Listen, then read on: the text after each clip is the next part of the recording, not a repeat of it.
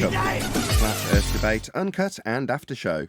I'm your host Nathan Oakley, and if you are new to this channel or you've not done so already, then be sure to subscribe, hit the bell notification icon and join button if you'd like to become a Nathan Oakley 1980 channel member and keep up to date with the Flat Earth Debate. If you would like to support the channel, there is a super chat that runs alongside each of these shows while they premiere, and there's also a PayPal, Patreon, crypto and thanks button in the info box below the video. Speaking of Patrons, I'm going to do a quick shout out to all of you who do support me on Patreon, so a massive shout out of thanks and appreciation to David Bendroff, trying to triangle. I'll say that I typed it, why not? Trying to triangle. Mitch Kennedy, Original D-Rose, Rod, The Name's Burley, Twad Wazzle, Jason Hornsby, Christoph Warnier, Flat Earth Travolta, JMels24, Unimento, M, Iron26, Endless, Goldie McKinnon, Retro Bill, More Books, Cannabear, Bogey, Michael Kahn, John Kays, Patrick Gunnels, Banter, Will Brax, Mel B. Styles, Hairy Blade, Mobile Max 777, Rob W, Reese Pound, Del West Watson, Maria Nealand, Unbelievable Productions, Blue Ridge Ranger, The Real Gabster, Abraham Mohammed, Skeptic 936, Life is Short, Texas Mike, David Wayne Foster, and Dank. So another massive thank you to all of you for supporting me on Patreon. Now I will hand over to whoever is in Discord and Google so you can enjoy their dulcet tones while I set up for today's live show.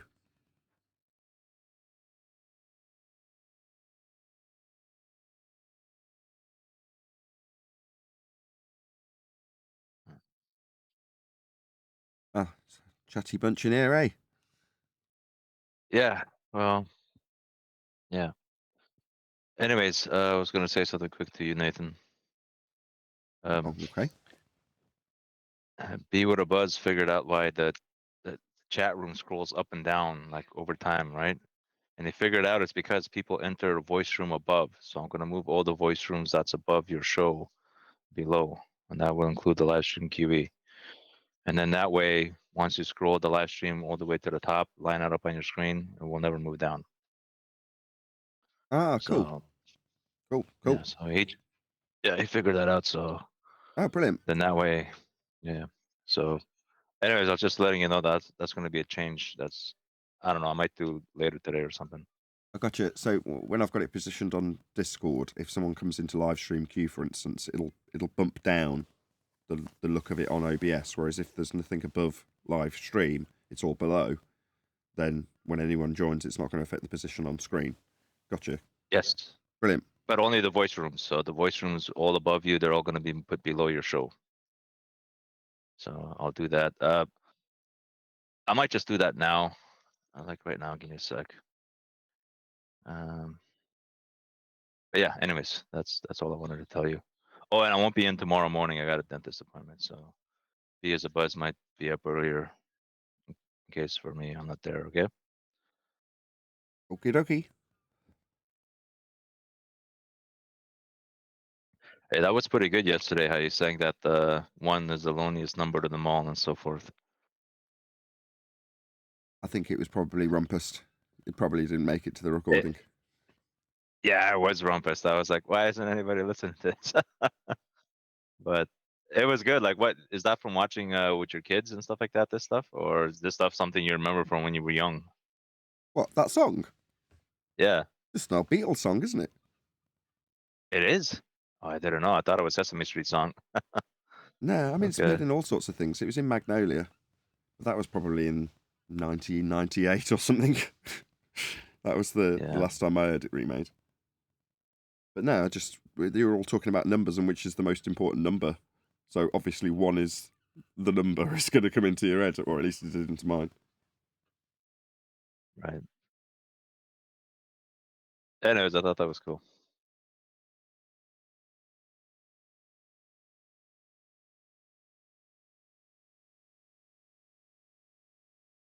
I wonder if your explanation that I led you through sunk in about numerology. I completely switched off. I probably didn't even acknowledge what you said. Not your fault. What you said, I just led you with 2 questions, and you debunked numerology. I don't remember that happening. You obviously led me so well, I can't even remember it. It's just the language, guys.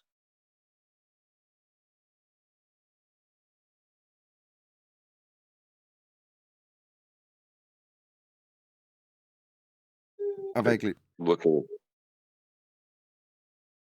I was at going to say. the Go on. Go on. giving something a name, right? Um, and then saying numbers caused it. It's like saying things fall down. Let's call it gravity.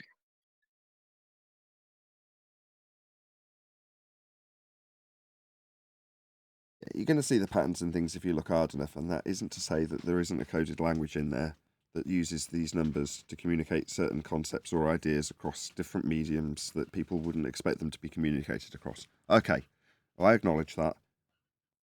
But does it mean that you know what's been communicated because you've picked up on a little bit of it? Probably not. Does it mean you know what they're actually encoding or what they're communicating? Probably not. So, yeah, I acknowledge its existence. I also acknowledge the lack of understanding about, potentially two people communicating with one another through a medium, I don't know, like radio for the sake of argument, just under the radar, excuse the pun, in their language or in a picture with certain numbers, or a headline that's coded with certain hoax codes, as they call them. Maybe not. But if you did know, it's like trying to say, well, I know they're saying something about me when they're talking in a foreign language. Well, yeah, okay, you can pick up on the intonation that they're talking about you. What are they saying? Well, I think they're saying this, but you haven't got a clue, have you? You don't know what the rules of the language that have been laid down between the people who know they're communicating with one another have laid down. That's why it's put in code. So you That's might get different, hints though. and glances at a code. It means nothing to me, though, personally. I mean, you can spend an eternity scratching through the patterns and then claiming that you've seen something in them, like you said yesterday. Well, yeah, that's looking be like a form of pareidolia with numbers, I guess. But just because, say, I look at the stars and I see a pattern, a constellation. Does that mean there's a lion in the sky called No. Leo? No. No, it's mysticism because well, it's silly to me, but other people take it serious. Yeah, it's silly to me too. It reminds me of back in the day when people, or girls specifically, would tell you about how compatible you were with star signs. Massive turn off.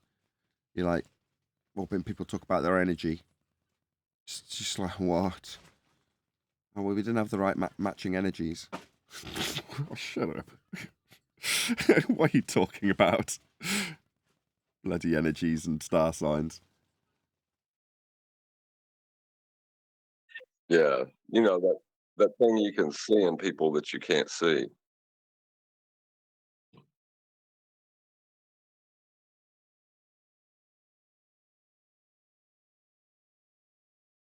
Yep.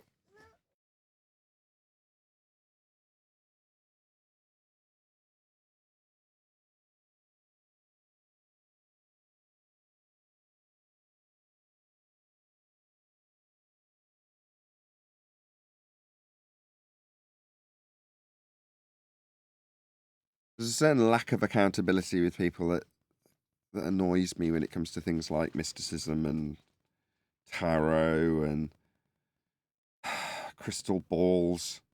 Numerology, for me, is a similar sort of thing. It just seems to have a slightly more intellectual edge to it, but only slightly.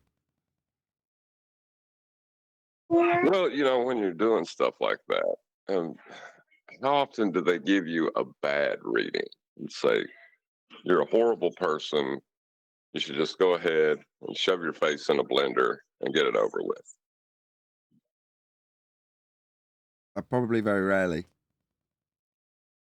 I would say never. The idea is to keep it ambiguous and flattering enough that everyone wants to associate that with themselves. It was part of, although I didn't do specifically a course in it, it was certainly something that was done at the college where I studied performing arts. So there was people doing tarot readings, cold readings, And it was, it's a form of entertainment. When we were being trained, same with magic itself. When we were being trained in it, it's performance art.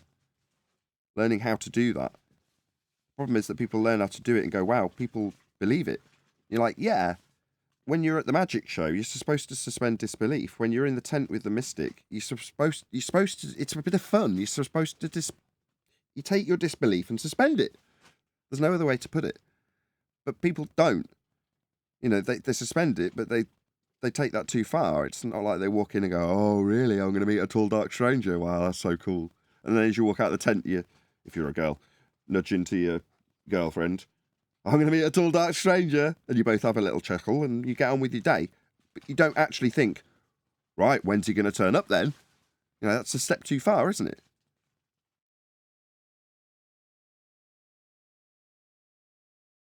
Yeah, that's why I think it should be kept separate from this topic. But the problem is that because we're labelled as conspiracy theorists, there are, although it's a propagandized term, there are what I put in the same category that they have invented out there. Conspiracy theorists, right? And often it's the people doing things like cold readings and crystal ball readings, although that's less prevalent. But you know what I'm talking about, those types of people.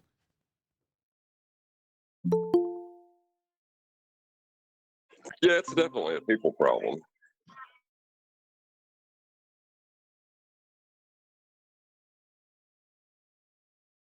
Hello. Hello.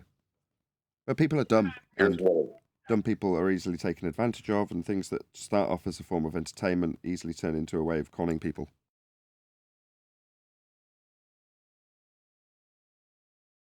Or creating entire worldviews. Did you see I trimmed out our conversation from the beginning of yesterday's live show, by the way, John?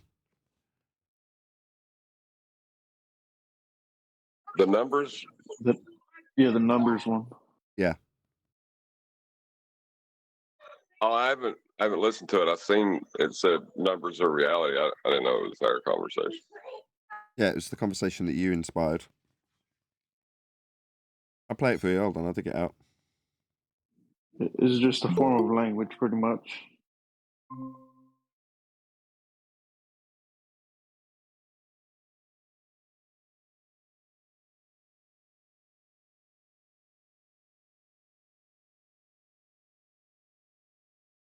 So the distance to the sun.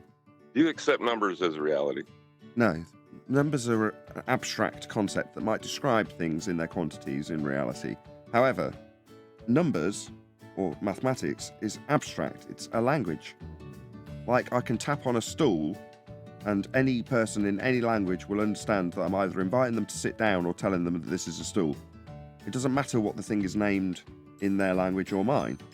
Yeah? That physical thing is real, the stool. The word for the stool is meaningless unless you agree on the communication method between you. In other words, you have the same language.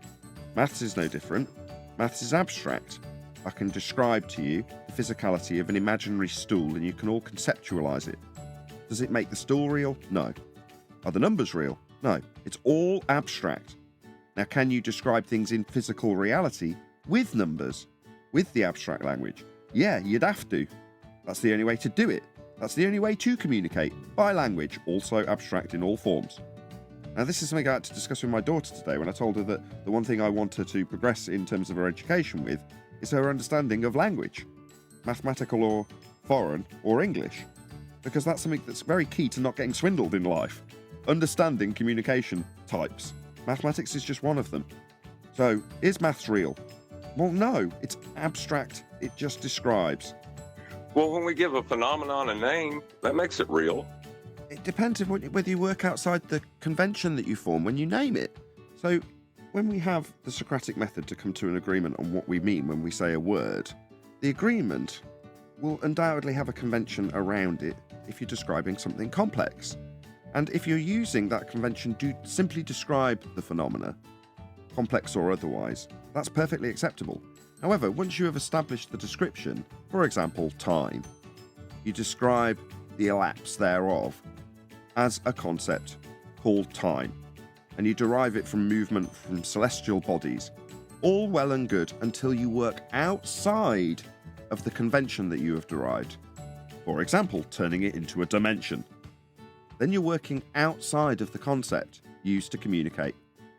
Well, that's not acceptable, because number one, you working outside of a concept when you describe something to another person doesn't change the physical reality in any way, shape or form. How can it?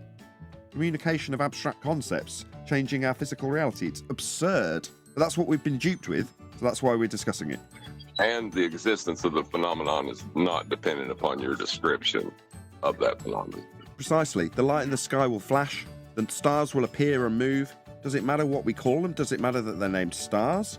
Does it matter that what we consider movement, in quotes, is that bit where it traverses the sky? Right, moves? Yeah, but that's our concept that we use to describe how we see it. If none of us were here to describe it, would they still do it? Yeah? Would it matter that it wasn't called movement? No. It'd still be doing it. That's physics. That's the difference. It doesn't matter about how you describe things, quantify things, once you have something in physics, because it's an account of the physical and natural world that presents itself to us with a description, regardless of language, of why that occurs. Now, all of those processes involve physical manipulation of things, not the description or quantification thereof. You can, after the fact, if you figured out what caused the effect you're studying, but the description of the effect, the language used for it, the qualification of quantity of the effect are all irrelevant to physics. The rest of my case. Go be the change. Now, what's going to really boggle your mind is how can I rest my case yesterday to a conversation I had today?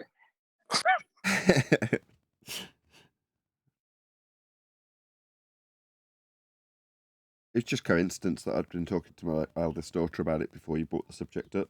So I had a few nicely simplified concepts that I'd disseminated to a 6-year-old very recently, so I could summarize it quickly. There's no coincidence. You knew that conversation subconsciously was going to happen, so you were prepping for it. Not really. Or I took advantage of a conversation from yesterday to claim that I made that statement in reference to today, which is what all fortune tellers are, tricksters.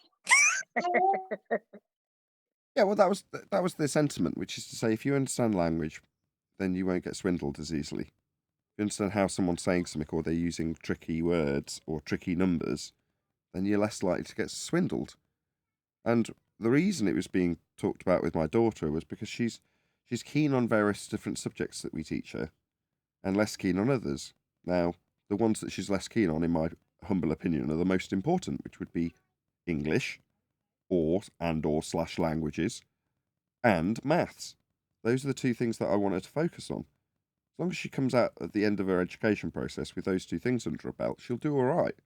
Now, all of the other things that she takes interest in, I'm sure she's very good at that. Yes, she is, but she may not be an artist. So, but she's definitely going to, be presented with some form of maths problem when she's standing across a counter, for instance, buying something, or whatever.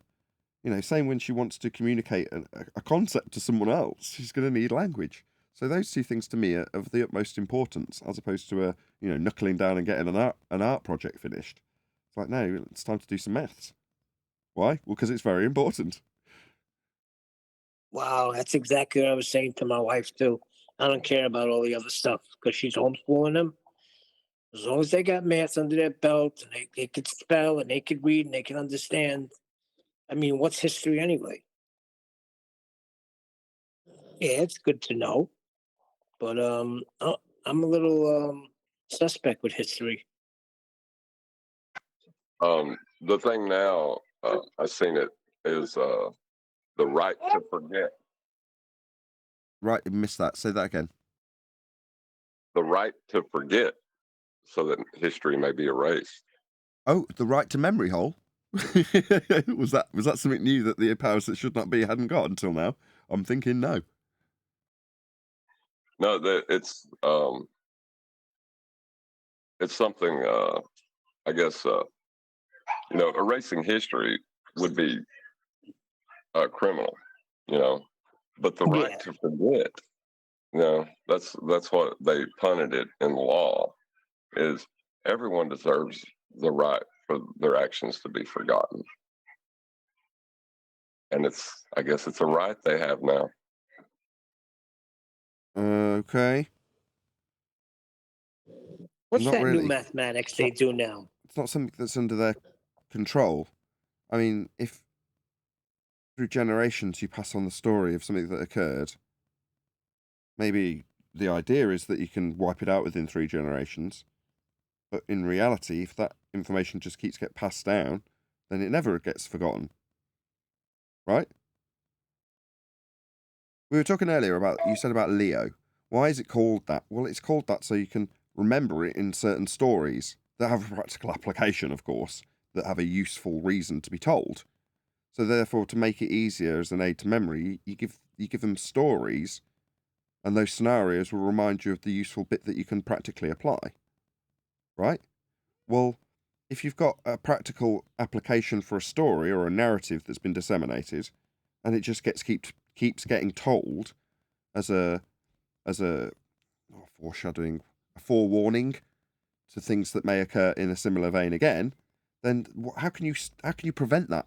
You can't say, well, the person that you're using as an example to disseminate this story, or to disseminate this story as an example, wants you to forget about that thing they did. Oh well. What do you want to do? You want to get inside my head and lobotomize me so I don't talk about it? Tough. You're not going to make anybody forget anything ever. It's impossible to make someone forget. How do you do that? Well, if you eliminate the documentation of it and the next generation asks for primary source evidence of it, then what do you have? Yeah, but that's my point with history, the documentation. How do we know that stands? Just look at 9/11. I use it all the time. If you read history books at 9/11, you know what that'll tell you. Right. The primary source evidence will point to a collapse of a building that was designed to withstand fire as the cause of its collapse as fire. That primary source evidence will always be there, Neil. Okay, but all right, how did they go on fire? Irrelevant. But that's my point. What they're teaching as history now, America was attacked by 19 Arabs, right? I don't know. So how do I know that what I was You're taught missing all about the the details. You're getting it Revolutionary all War wrong. was real? You're getting it all wrong. They're box cutter knives. Don't forget the details.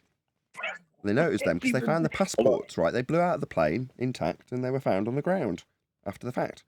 You just don't know the And story. your primary source evidence for them using box cutter knives is who? Yeah. And for them finding their passports on the ground with little burnt corners, as you would. What's your problem? Disapproving my point. Hold on. No, I'm not. The primary source evidence for them using box cutters is finish the blank. The planes crashed into the building and collapsed them. No, it was the documented Listen to what I'm saying. reports. It was the documented reports of exactly that. So therefore it's true. Obviously, we all understand no and appreciate planes. that there's a proper narrative Who? and that it's been So there was a explored and survivor? investigated at great expense, and you should accept that. It's cost a lot of money to investigate. Hold on. Right. Who There was a investigated? survivor. Hold on. No. Primary source evidence would be someone who witnessed it. So which person survived these plane crashes to tell them how it happened? No one. Okay, then. Primary source evidence matters, Neil.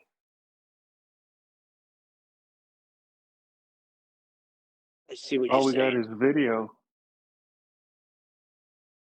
Glad we got that cleared up. Now I've got to tick Video Hashtag no what? planes. Now I've got to tick the controversial box in my advertising disclaimer. Sorry. All I'm saying is, with that chain of events, it leads me to not hold the other ones that I was taught in school as true and fact. How do I know? How do I know what happened in the Revolutionary War? That I makes wasn't there. That makes you dangerous.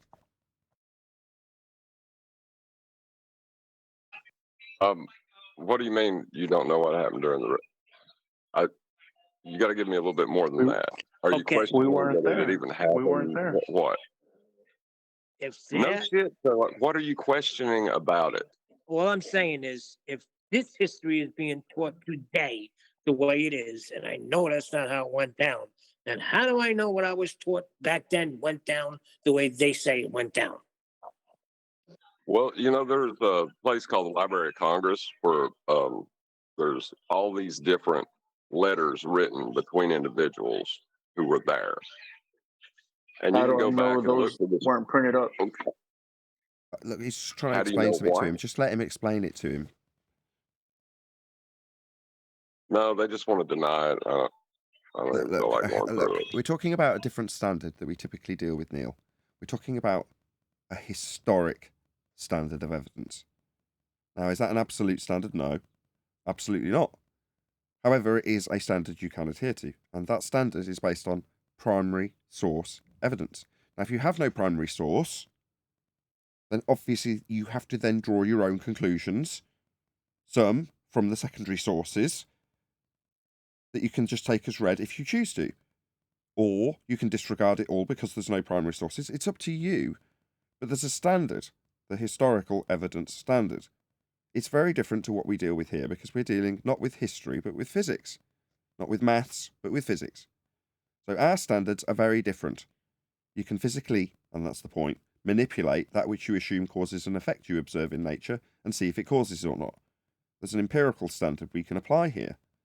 Not to what is questions, but to cause and effect relationships, natural phenomena. Okay. That's not what you can apply when it comes to a historical standard. Few I reasons understand why. that. When it comes to what eyewitness testimony is notoriously poor quality in a court. Now, it's held to a standard that circumstantial evidence can't possibly achieve because you've got an eyewitness. However, eyewitnesses get things wrong. Their memory sometimes doesn't serve them as well as it can. And those are the accounts that you will get, even when it's a primary source. I got a Therefore, question, Nathan. Hold on a second. Wait. What? Before you change this. Okay. American history, right? So how come ours is going to be different than the British history? I want to know what you were taught in school about the Revolutionary War. Were you He taught the just same thing I explained was it. taught?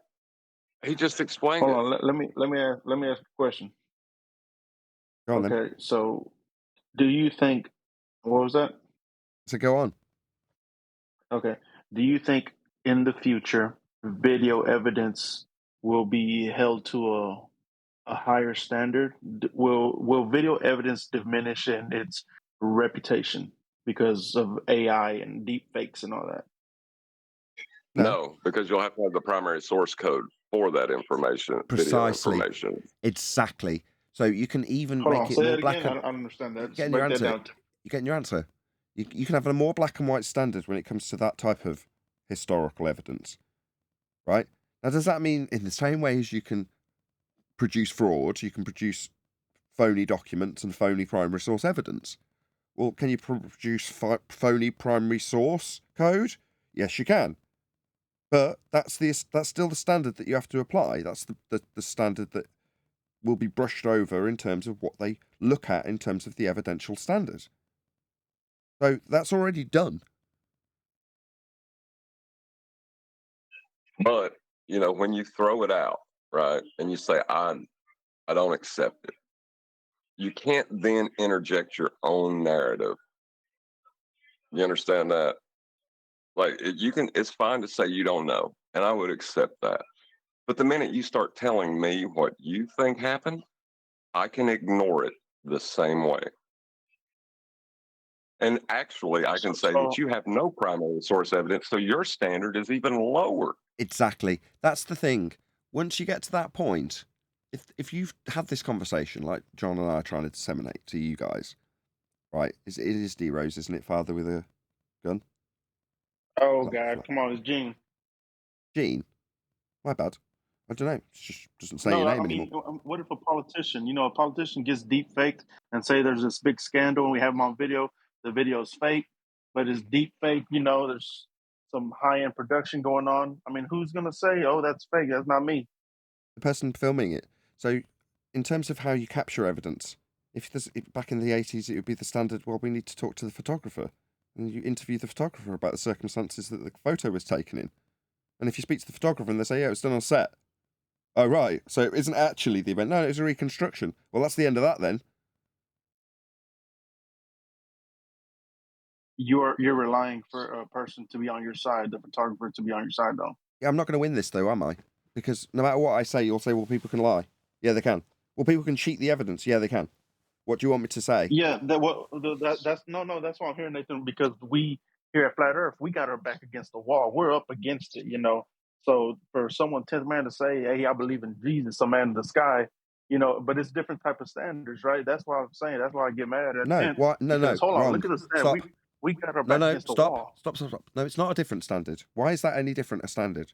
So it's actually a really good example to use for historical standards because they're high for the Bible, believe it or not. Most people don't appreciate how high a historical standard you can achieve if you do primary source research on the Bible. Yeah? Far higher standard than most historical crap that we adhere to, in terms of the Greeks and the Romans and all the other crap that we have reasonably poor standards that we adhere to, even though it's taught in schools.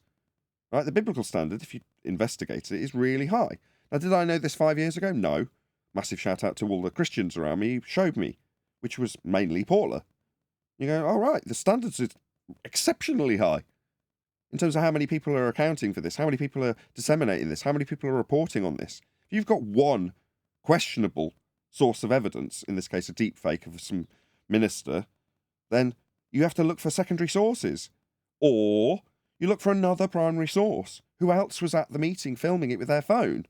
It was apparently a room full of reporters. Then there's going to be more than one person. Oh, there was only one person who captured the speech that's now viral on TikTok. One person. One camera angle. That's a bit suspicious.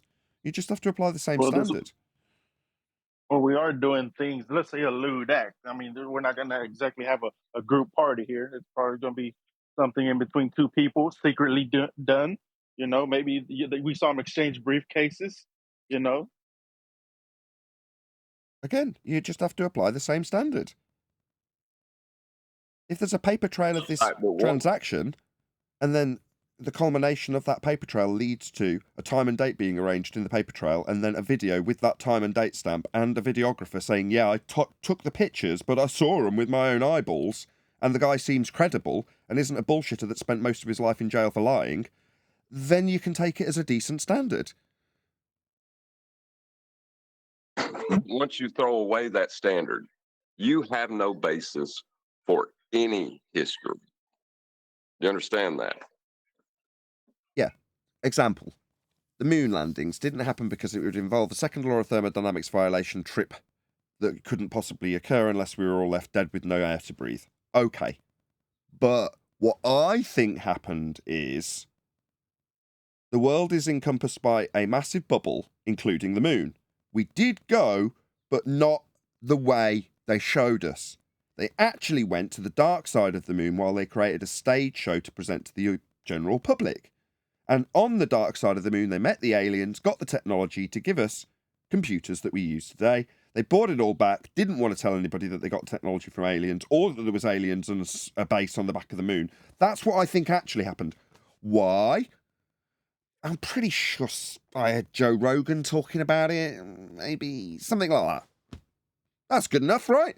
That's why it was fake to us. Nothing to do with second law of thermodynamics violation, sky vacuums, everything to do with them needing to cover up the bases on the dark side of the moon, obviously. There's no standard of evidence I can present whatsoever for it, but that's what I reckon happened. I just reckon. And if I may add something really quick, there's something else to that, and I'm glad you brought the moon landing. It's also witnesses, right? Like God's word says, in the mouth of 2 or 3 witnesses is every truth established, right? Well, when you look at the moon landing, what they witness and what they say about the moon landings, their stories don't line up, right? So even when you look at history, their stories line up, right? Because if somebody's story lines up with somebody else, that bears witness. You follow what I'm saying? That's why people, in when they investigate murders and so on and so forth, what do? They cross-examine the witnesses, see if they find any contradictions. Are you following me? Exactly. So that's another standard of evidence. Yeah, legal standard. And Right. And God's word, well, guess what? God's word was written over so many years and by, I don't know, around 40 authors or so. And with all their testimonies and witness line up too. So that's another standard of I like evidence for what God's word. Brian said. I like what Brian said about the 9/11 thing. He says, well, whether it happened or not, whether these planes were hijacked or not, he says they got what they wanted out of it, which was, a war. He says the truth doesn't matter anymore. They got what they wanted. That's what Yeah, Brian but said, it and does. I think It he's does if it with history. That's what I'm saying. That's why no, I'm a I little see. leery with Well, history. we'll see what Brian says, but Brian said it pretty well, and I did understand what he said. He just said, "Man, whether it happened or not doesn't even matter in history books no more because they got what they wanted." Yeah, Sorry, but that it doesn't. just boggles my mind that you can take that attitude. Let me take you to a different That, journey, to a different place with a slightly different standard of evidence, and just follow along with what I tell you. Bear with me. You travel Take the through trip into Narnia. 2 seconds. You travel through an imaginary wardrobe door to a magical place covered in snow called Narnia. Yes, you know where this is going. Okay, but let it be. I will get there. Okay. Now in Narnia, there's a war raging as a consequence of a little boy who went through the wardrobe before, who interacted with a wicked witch, ate some of her chocolates. I think it might have been a different confectionery, and started a war, basically. Now, if at the point that you decide that this isn't real, you decide that you can debunk, let's say for the sake of argument, the wardrobe, the means of travel, yeah? At that point, are you going to say that regardless of the door to the wardrobe being fake and the journey you take through the wardrobe being fake, the Narnians still got what they wanted? They still got their war in Narnia?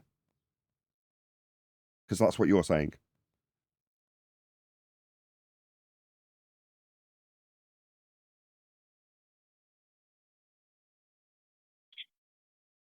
Hmm. Say that last part Morning, again. guys. Just at the end of what? How did it end? I'm saying. So if you've got a movie with a plot, and the plot starts with, I don't know, a really important landmark being destroyed, that's the plot of the movie, and as a consequence of that, you end up with a war, right? This is all one movie plot, though, isn't it? Now, if you're saying, well, I understand that that part of the movie is a bit implausible because the monument that they destroyed just doesn't even exist in reality. They're just a made-up monument in a made-up country that doesn't even exist. So, based on this, I'm going to say that at the end of the movie still makes sense, though. You're like, no, once you've stopped suspending disbelief for one aspect of the movie because it's implausible for whatever reason, do you continue to suspend disbelief with the rest of the movie and the narrative that is part of the movie? Because that's what you're suggesting you do. Well, the rest of the outlets and mainstream media told me that this was the result. Okay, so let me get the logic correct. This bit of the narrative they told you not correct, but the following bit's correct. Why would that be the case? I asked myself. So let me get it straight. You've just bold-faced lied to me about this aspect, and you now want me to believe the following aspect is true. I see. I reject all of it from that point forth. Oh, you don't want me to reject all of it, just perhaps one aspect, but the rest of it's still true because it's written down? No, I don't accept that. I reject all of it. I see what you're saying. I think it was Turkish delights, Nathan. Start a war, don't be absurd. I think that's what the kid ate. I see what you're saying, Nathan. I think it's a bit different, but I think we're looking at the scope of. Yeah, we're looking at the scope of you're looking for the event, which is true. You're looking for the event, but I guess that's what they were trying to do. Like they were trying to get the water bottle to fall off the table, and they got that. Now, whether how it happened with gravity or not, that's where the wishy-washiness is. But the intent of so we can't prove motive though, right? The intent.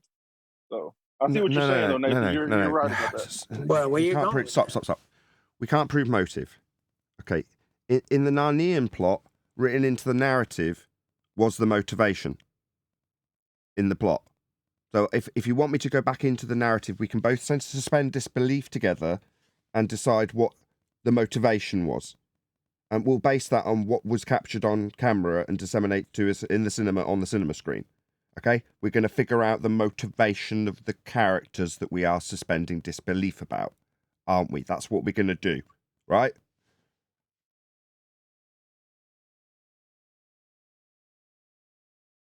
Just FYI, I don't watch any TV, don't watch any mainstream media, don't listen to the radio. I've turned off all the RSS feeds. I don't get any of it. I mentally turned it off when I was about 12. Same here. Same here. So none of it is consequential to me. Whenever I hear the stories, before anyone's got into it, it's the latest story. Okay, from the paper. You want me to seriously sit here and take some of my time to entertain a story from the paper? No. Get lost. This is not worth my time. That's my point. Look at the word. His story. Damn it, Neil. Like, I feel like I pointed something out. And everybody just whistle past it and continue to punt your own narratives. No, what have we you whistled can't past? do that. I can't possibly have done that. I pay attention to everything. Hold on. If you have You're not that man in understanding the me. sky belief, I still got to think there's some fuckery in your story. I'm sorry, John. There's definitely some fuckery afoot. You can. Hey, then. Everybody's rumpusing John. John is trying to summarise his point and reiterate it, having declared that we've all ignored it. So it's tense times. Let's just hear what he's got to say. Shouldn't have chuckled. Could have kept the serious level higher. Go ahead, John. Actually, no, it's my fault. I chuckled. It's my fault. That means everybody but John needs to pop themselves on mute just while he concludes his point. Go ahead. You can throw it all out, right? You can do that. But at that point, you cannot come in and say, this is how it actually happened. I never said that. The equivalent is, but they got what they wanted. Oh, so their motivation was fulfilled. That's what actually happened then. Well, yeah. We still know the outcome. We do. How do we? Where was your primary source research in regards to the outcome? Did you do that? You debunked the primary source research for the cause, according to the narrative and the motivational reason behind, in the story of Narnia, the Narnian War. Okay. Do you see how absurd it is when I make it comparable with an... Oh my God, who was that? Somebody's getting shouted at. Do you see how it's absurd when I compare it as a whole with a whole narrative rather than just an aspect of a narrative which hasn't been recognised as a narrative, aka story, with an outcome, a beginning, a middle, end, motivation for the characters, all of the above, to suspend the public's disbelief. Some of these movies are specifically made for the TV. Isn't that shocking? Made for TV movies. Anyway, let's just drop this subject. About movies? Talking about history. Fucking conclude a point in the pre-show. It's just Neil going to jabber through me. Yes, it's a slightly more extensive point that does need me to take breath in between points. Go ahead, Neil. I give up. I normally give it 2 or 3 attempts. Well, can I just jump in for a second? I came in late. I don't know what you guys are talking about, but your reviews are in Master D, 2 of them. They're on the Planisphere. One's just over a minute long. The other one's 9 minutes. Go on. Which one's the minute long one? Which one's the minute one? The first one.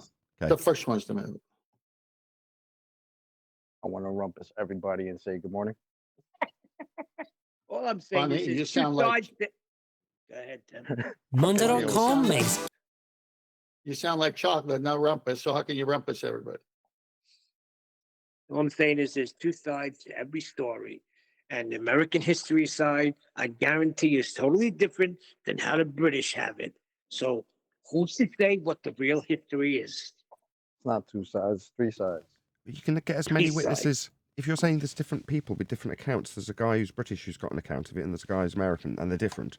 Yeah, that's the problem with first-hand eyewitness testimony.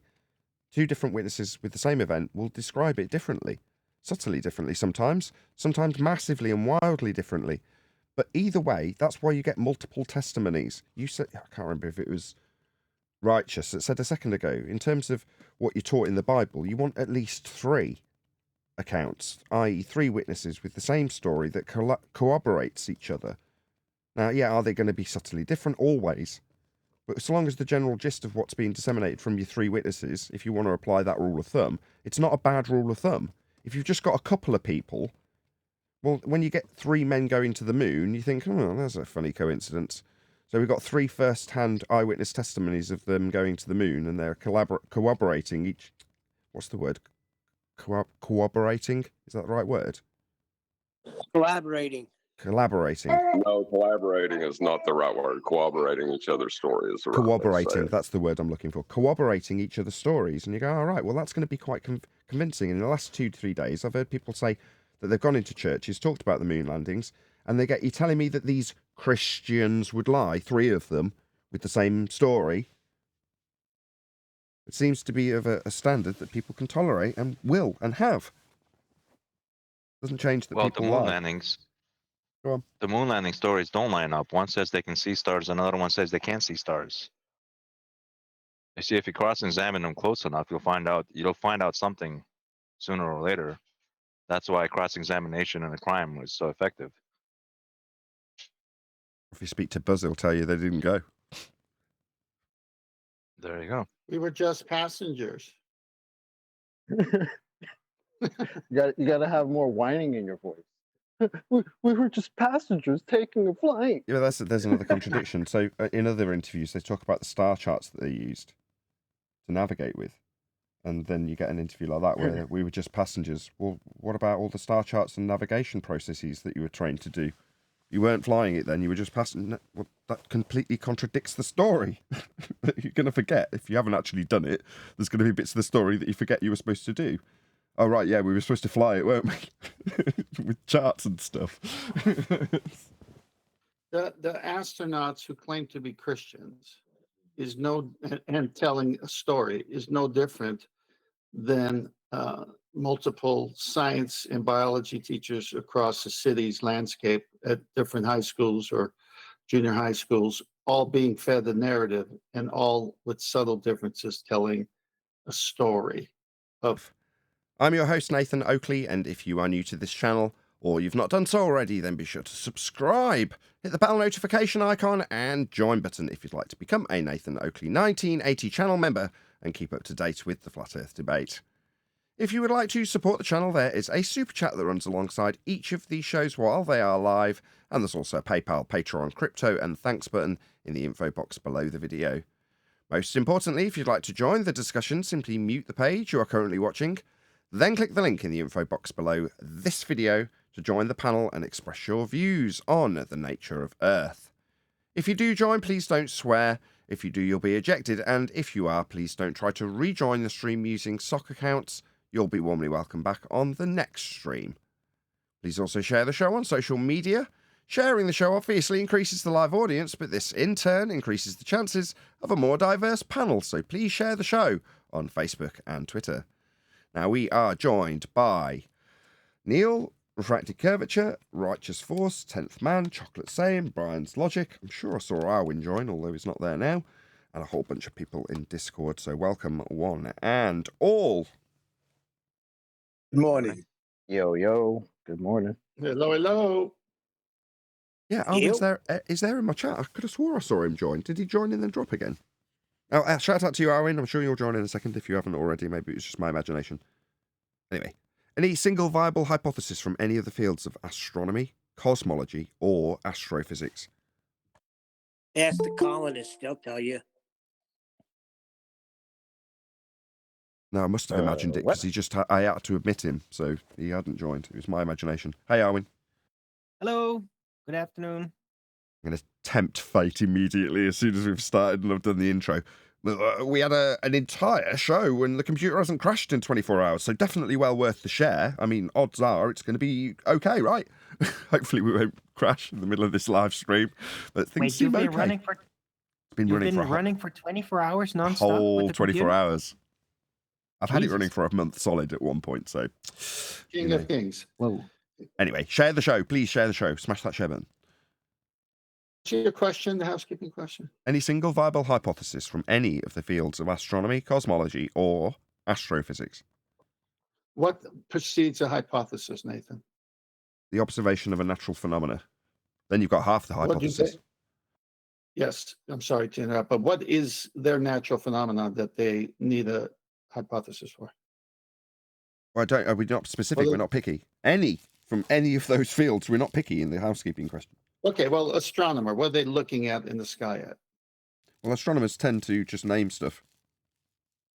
Okay. How They're looking about at stars. Bends gravity, bends light? Am I done with my point here?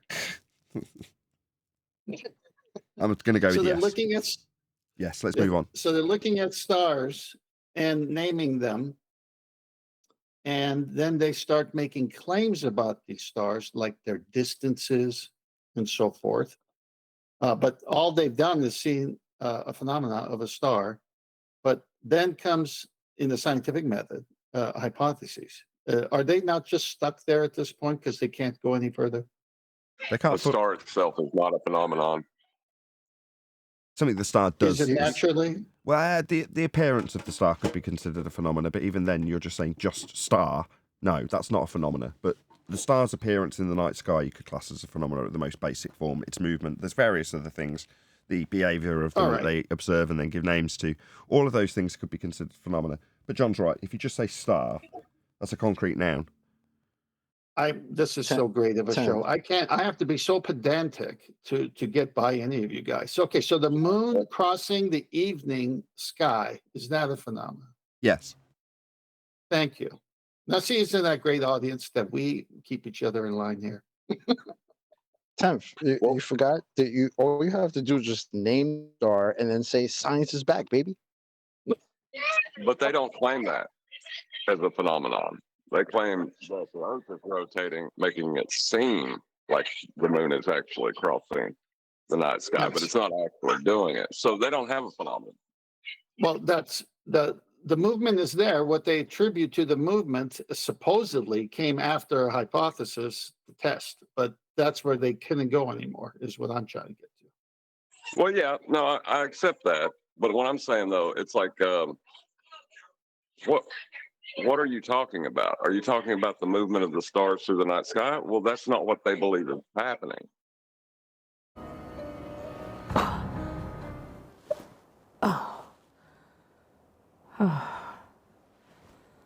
Thank God. Science is back, baby. And the earth is round. Thanks, Mayor Lightfoot. The second time Arwen was mistaken for a woman in 2 days. All right, let's get back to the subject. Yeah, Yes, I John. wasn't sure what we were watching. So that means we could tell them what was their independent variable for them to assume the Earth was turning, for the star to appear to be moving. And this is You just answered your own question. You just answered your own question. Earth turning. That's their presumed cause. I know. Yeah, you see the phenomenon. 10th, you see the phenomenon in the sky. The stars moving, and then you say what's causing that is the thing that's not moving, the ground. Simple. They tell you that in the what do you call it? In one of those things that you go to. What is that called again? Planetarium. They'll say right now we got the walls moving as the stars, but in reality, you're moving on the ground. Right. So if we put a drone up off the Earth, hovering not with the Earth, like moving with the Earth, like they say, and the camera shows the stars are still moving while the drone is not on the Earth, which in their case is the reason for the movement of stars, then we just disprove all that. Yes. So right, but is it okay to deny your phenomenon in your hypothesis as of the cause of your phenomenon? Does that make sense on any level? What, in other words, if you've got a claim that Earth's turning beneath to cause drift as a second reference frame, is it acceptable for someone like Simon Dan to come along and say, you and your reference frames are ruined, ergo destroying the prerequisite for 2 reference frames in the claim that the globe makes? Is that acceptable? No, it's entirely embarrassing and will never be forgotten years after it's been declared. And in just the same way, if your phenomenon is the stars moving across the night sky, is it acceptable to deny that happens within your cause? No, they don't have a phenomenon. If they're a heliocentrist, they don't have a phenomenon. Wait a second. I thought that it was a phenomenon. You just couldn't vary and manipulate it. No, you're trying to vary and manipulate that which you assume causes the effect. So if you're saying the star movement is your phenomena, that's perfectly acceptable as your dependent variable. But then you need to vary and manipulate a supposed cause of that effect and induce the effect. So if for the sake of argument you say, oh, I can't, well, they're always there. No, they're not. They're not there in the day. Vary and manipulate your assumed cause of its effect and induce the effect. If you can do that, then you've validated a hypothesis. You've invalidated the null. That's what you do to in science, but they just don't have any. They can't even formulate a hypothesis. That's the reason for the housekeeping question. Quick shout out before anybody jumps in to Godzilla, who's gifted 5 memberships. Thank you very much, Godzilla. Snap them up, however that is done. Also, he says, good morning. Member for 29 months, Godzilla. Thank you for the super chats. Really appreciate the support. Thank you for dishing out the memberships as well. Go ahead.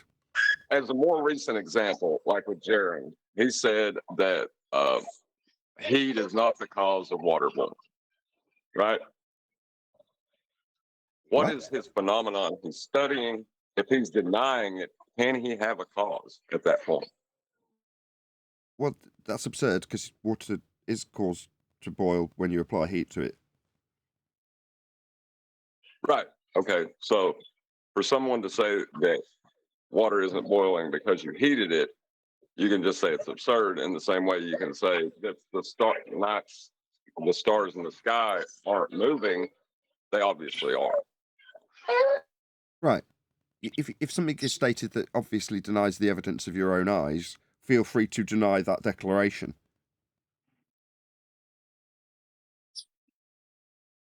Okie dokie. So yesterday we did a bit of ascension and declination, and we're going to do it again with a different YouTuber who's called Mary Purvis. This is a relatively short video. I'm sure we'll No, not the Mary Purvis. Not the Mary Purvis. You wanted the 1 minute one, didn't you? You said the first one was the Mary Purvis. Was the 1 minute one? No, do the other one. I'm sorry, I must have misplaced it. No, that's okay. No, it's good to do the other one first, though. Okay. So this one is called Finding the Zenith on the Planisphere. I think this is probably an ad, so let's just skip our way through this. But as always, go to this videographer's video and let them know at Nathan Oakley 1980 sent me. So there's a link to this going by in the chat right now. So let's just show that on screen now. The idea being that this videographer, were they to respond, albeit with a very limited number of subscribers, less than 100, they'd stick a link to my video. Doesn't matter if they're big or small, we'll share the algorithmic love, but let them know at Nathan Oakley 1980 sent me, we responded to your video. Okay, let's get into this. In this video, we're going to discuss what the zenith is and how to find it on the planisphere. First off, the zenith is the point directly above your head. I'm a bit confused already. So, when he says the zenith, does he mean your zenith, as I say it? Your zenith? Because he said the zenith. And even the title. Oh, sorry, go on. Yes. Yes. It's directly what you're under, which means directly above your head. But I thought it was a TV. If I was to say the star was at my zenith, that language would mean that the star was directly above me. That's what that language would mean. But he's saying to find the zenith.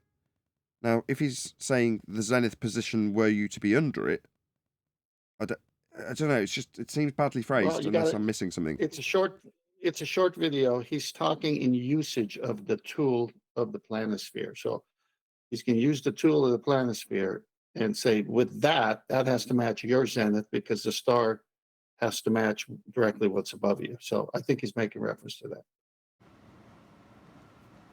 So if we have our guy standing on the ground, the zenith would be that point. Now, how do we know where in the sky our zenith is when talking about a planisphere? If you might remember, if you look towards Polaris, the altitude of Polaris is your latitude. Here in Chicago, that would be 42 degrees. How useful to have it disseminated so concisely. Just for that, you're going to get a like. Correct. Flat Earth is a prerequisite for that statement. You must have a flat baseline between you and the zenith position of Polaris, right? Where its GP is, essentially. Directly below Polaris, between you and it, if you're going to calculate your latitude, you require a flat baseline. Why? Well, because you wouldn't get a degree measurement as shown on screen now. This isn't possible unless you have a flat baseline, as depicted and drawn by this gentleman. Which means the zenith must be 48 degrees from Polaris. So on our planisphere, if you look carefully, you might find that along the axes, there are degree marks, 30, 40, 50, 60, 70, so forth. Ours must be, as we said, 48 degrees. So it does mean your zenith. Finding your zenith on a planisphere. Okay. From Polaris, or in other words, a declination of 42. So our zenith is about right there. Which means every star that goes under that tick mark that I made goes through my zenith. Thank you. Why? Okay. Fine.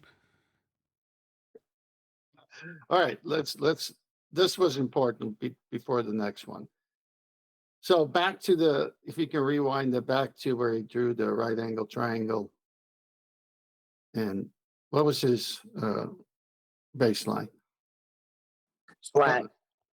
John's going to love this.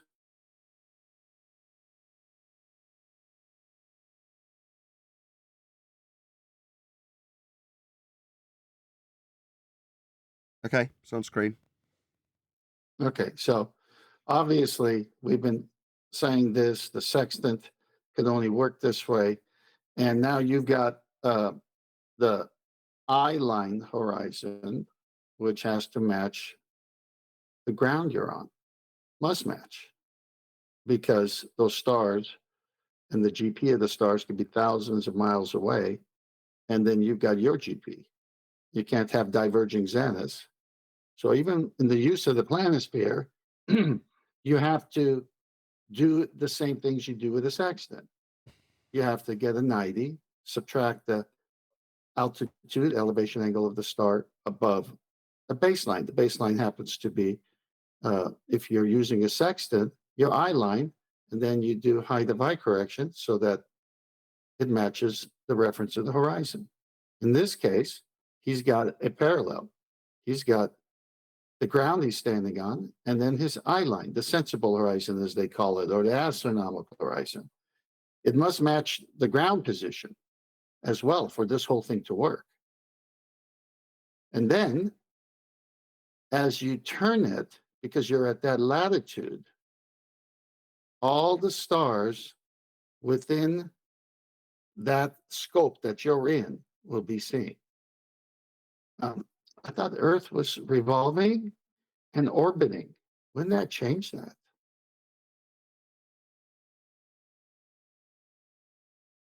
Forget the other two movements. They've got assignment of the Earth revolving, orbiting, flying through the solar system, following the sun, and going in a different direction inside the Milky Way galaxy. And you mean I could just mark this? And because that's where I'm at, all the stars at that place will always show up because I have a definitive place on a stationary Earth? No, we're moving in multiple axes at tens of thousands of miles an hour around the Great Attractor and at thousands of miles an hour around the sun. What's wrong with you, man? But plus, we'd have to be a ball first before we're moving anywhere or spinning or any of that crap. This was important just to get this part. The next video will be going in more detail on the planisphere. Okay, so that's the first time I don't think we've got any criticism whatsoever, basically, for the video that just passed. So let them know. Good video. Don't normally say that. Anyway, let's move on. So this video is by Mary Purvis, and you're going to see a link to her video going by in the live stream chat right now. And as before, let Mary know at Nathan Oakley 1980 sent me. We responded to your video. Obviously, as before, the idea being that the algorithmic love being shared by a whole bunch of people from our audience going to see her, and hopefully she'll get over 1,000 subscribers, as she's at almost 1,000 subscribers. You never know. Either way, hopefully she'd return the algorithmic love and put a link to my video where she too respond. Are going to talk a little bit about how to use a planisphere. Planisphere is one of the pieces of equipment you've been asked to purchase for this course. It is a paper slide rule type device, and it's very useful for looking at comparative positions of constellations, for seeing diurnal motion of constellations. What was that word? Diurnal? I've never heard that word before. What does that mean? Diurnal? I've never heard that. Anybody? Diurnal? What? Diurnal. The stars movements. What does that mean? It's just the way they refer to the background stars in as versus the sun or the wandering planets. It's based on the stars, just the celestial sphere and the stars that are attached to it in their imagination. As they say, you have to imagine this. So for Brian, then, the diurnal or diurnal? What is it? Diurnal? Means it relates to them when they're in the day. So it's the position of the stars in the day when you can't see them. Diurnal, says Quinlan 1977. Diurnal during the day. Yeah, like Adam just said. Diurnal. Yeah, relates to the position they would have if you could see them. Gotcha. Oh, so that's why it's specifically got a title, because it's seeing them on the planisphere when you're not seeing them in the sky. Okay. Diurnal. You learn something new every day. And stars, and to kind of locate things in the night sky. Now, the planisphere you've been asked to purchase is from 40 to 50 degrees north latitude. That's Flat Earth required. because that is where we live. We live in the northern half of the North American continent. On a flat Earth, with degree measurements capable. Of the United States. And so this one works very, very well. There are other types. This one is for 30 to 40 degrees latitude. Flat Earth required.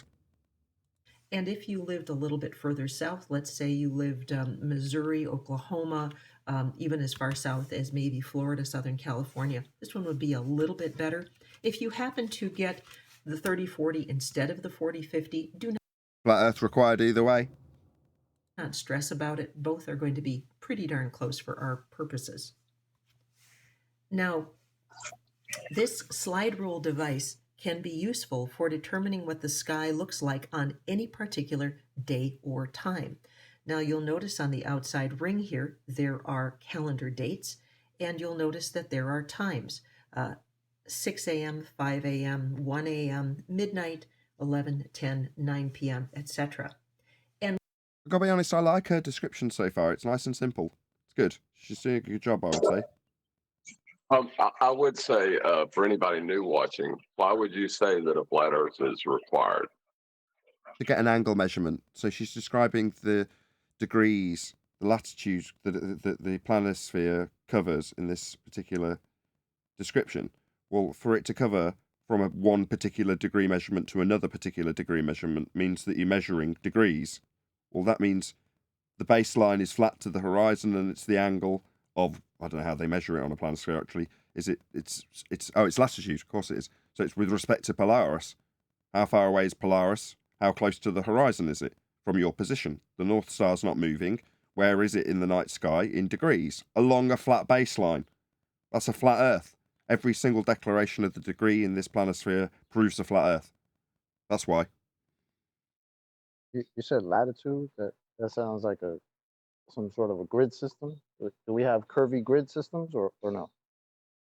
No, it's Cartesian. It's just a box, flat. Oh, okay. Straight lines then. Yeah, I mean, you can represent the elevations of things, and they're all referenced to sea level at 0 on the box, on the grid. And we set the day and the time in order to give us an accurate picture of the sky. So I am going to choose the spring or vernal equinox, which is right around March 20th. And we're going to do the vernal equinox, and we're going to go to right around midnight. So I have this set for 12 midnight at March 20th, that spring or vernal equinox. Now, if I stood and looked north, what I would see in the northern horizon is I would see Cassiopeia, Cepheus. About 45 degrees up, I would see Polaris, our north. There you go. She's just explained. Now, this will be a 45 or 40 to 50 degree chart, I think she said it was. Right? Well, that's how she's getting the claim of the chart and where it represents with Polaris with respect to the horizon. That's how the chart works. Again, I don't normally give so many plugs. This is a really good video. As is always the bloody case when you get someone that's doing a really good job of something. She's got less than 1,000 subscribers, right? If she'd have only mentioned that, then that proves the ball at the end of a couple of sentences, this would have 1 million views. Anyway, share the algorithmic love. Link's going by right now. Let Mary know. Great job. North Star. And the grommet of the planisphere represents that North Star, or the zenith of the celestial sphere. This is actually proving a little bit difficult to criticize. Obviously, I've got to interrupt it for seemingly no reason, 10th. But what, are we supposed to be critical of this? No, it's. I think. Go on, Sorry, Charlie. Tom. I was just going to say, I think the important part of it is what you just said, right? Because if this lady was in this video talking about, oh, this proves absolutely that we live on a ball, yeah, it probably would have all types of views. But because she's just stating reality, very basic, it's not very popular. And that's where the brainwashing comes in, because they need that reinforcement. So they want to find something that says, yes, we live on a ball, definitely, instead of just describing things the way they are. Even though she probably still believes we live on a ball, but that doesn't matter. Sorry, Tom, go ahead. No, that's good. You remember when I was scouring through the sextant manuals and nautical almanacs, and I was seeing things, and it just wasn't making sense. This is similar. Okay, so how does this planisphere work? How do we know where the stars are going to be all the time, every year, every month, every hour, every minute, every second? How do we know that? Oh, you get it from the ephemeris. Oh, so the ephemeris astronomy shows you the night sky, the celestial sphere, a flat Earth model. Basically, they use it because you can't have a rotating Earth with the celestial sphere. It must be a stationary Earth.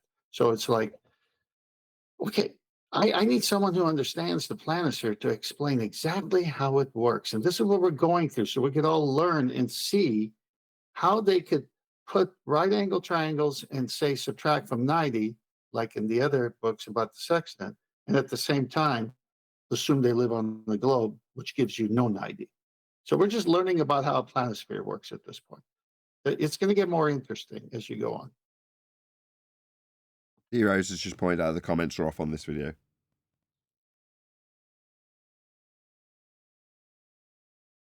Anyway. They've got no way of sharing the algorithmic love other than people going and giving you a like. And you've also turned off the numbers.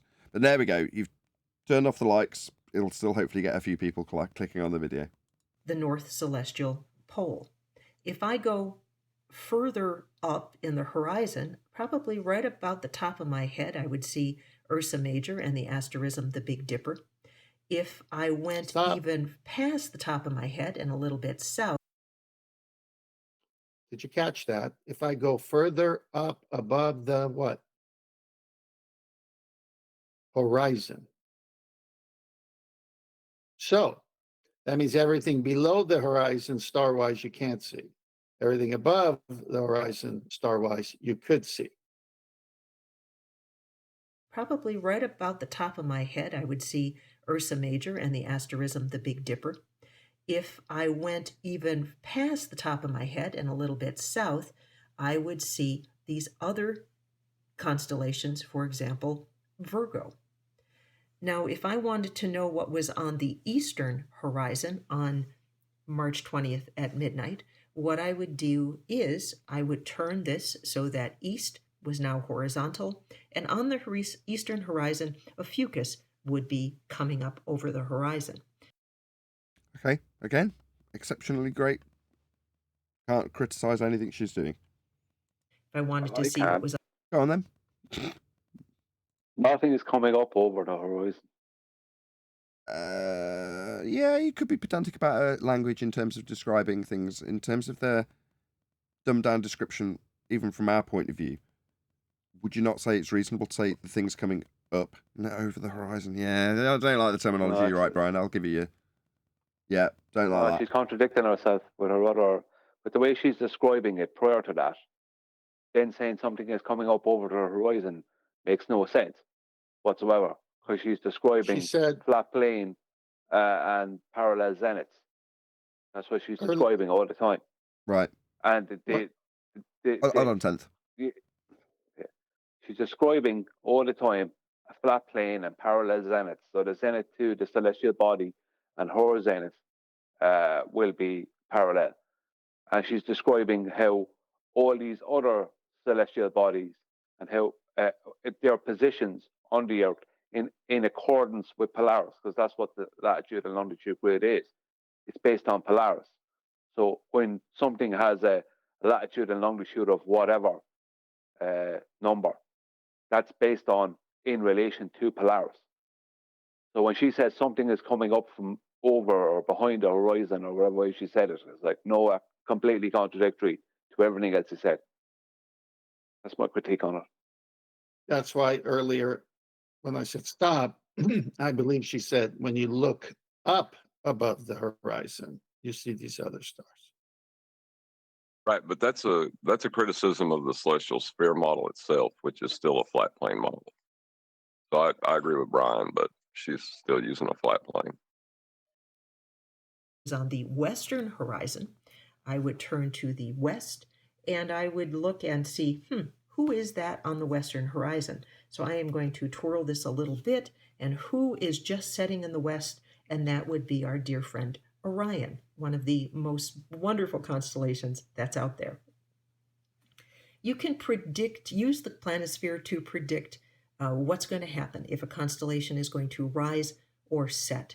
So, for example, I had this set at March 20th at midnight. So let's go back to March 20th at midnight. We've got the general gist of what's been disseminated in terms of how this works. Is there anything else we need from this video now, 10th? Yeah, keep going. And at that situation, Orion is... I would say the rising and setting is her heliocentrism bias, and that terminology stems from that, because even when you ask them, is the star getting any closer to Earth? They'll say no. So then it's not rising or setting. I think it's a perspective view.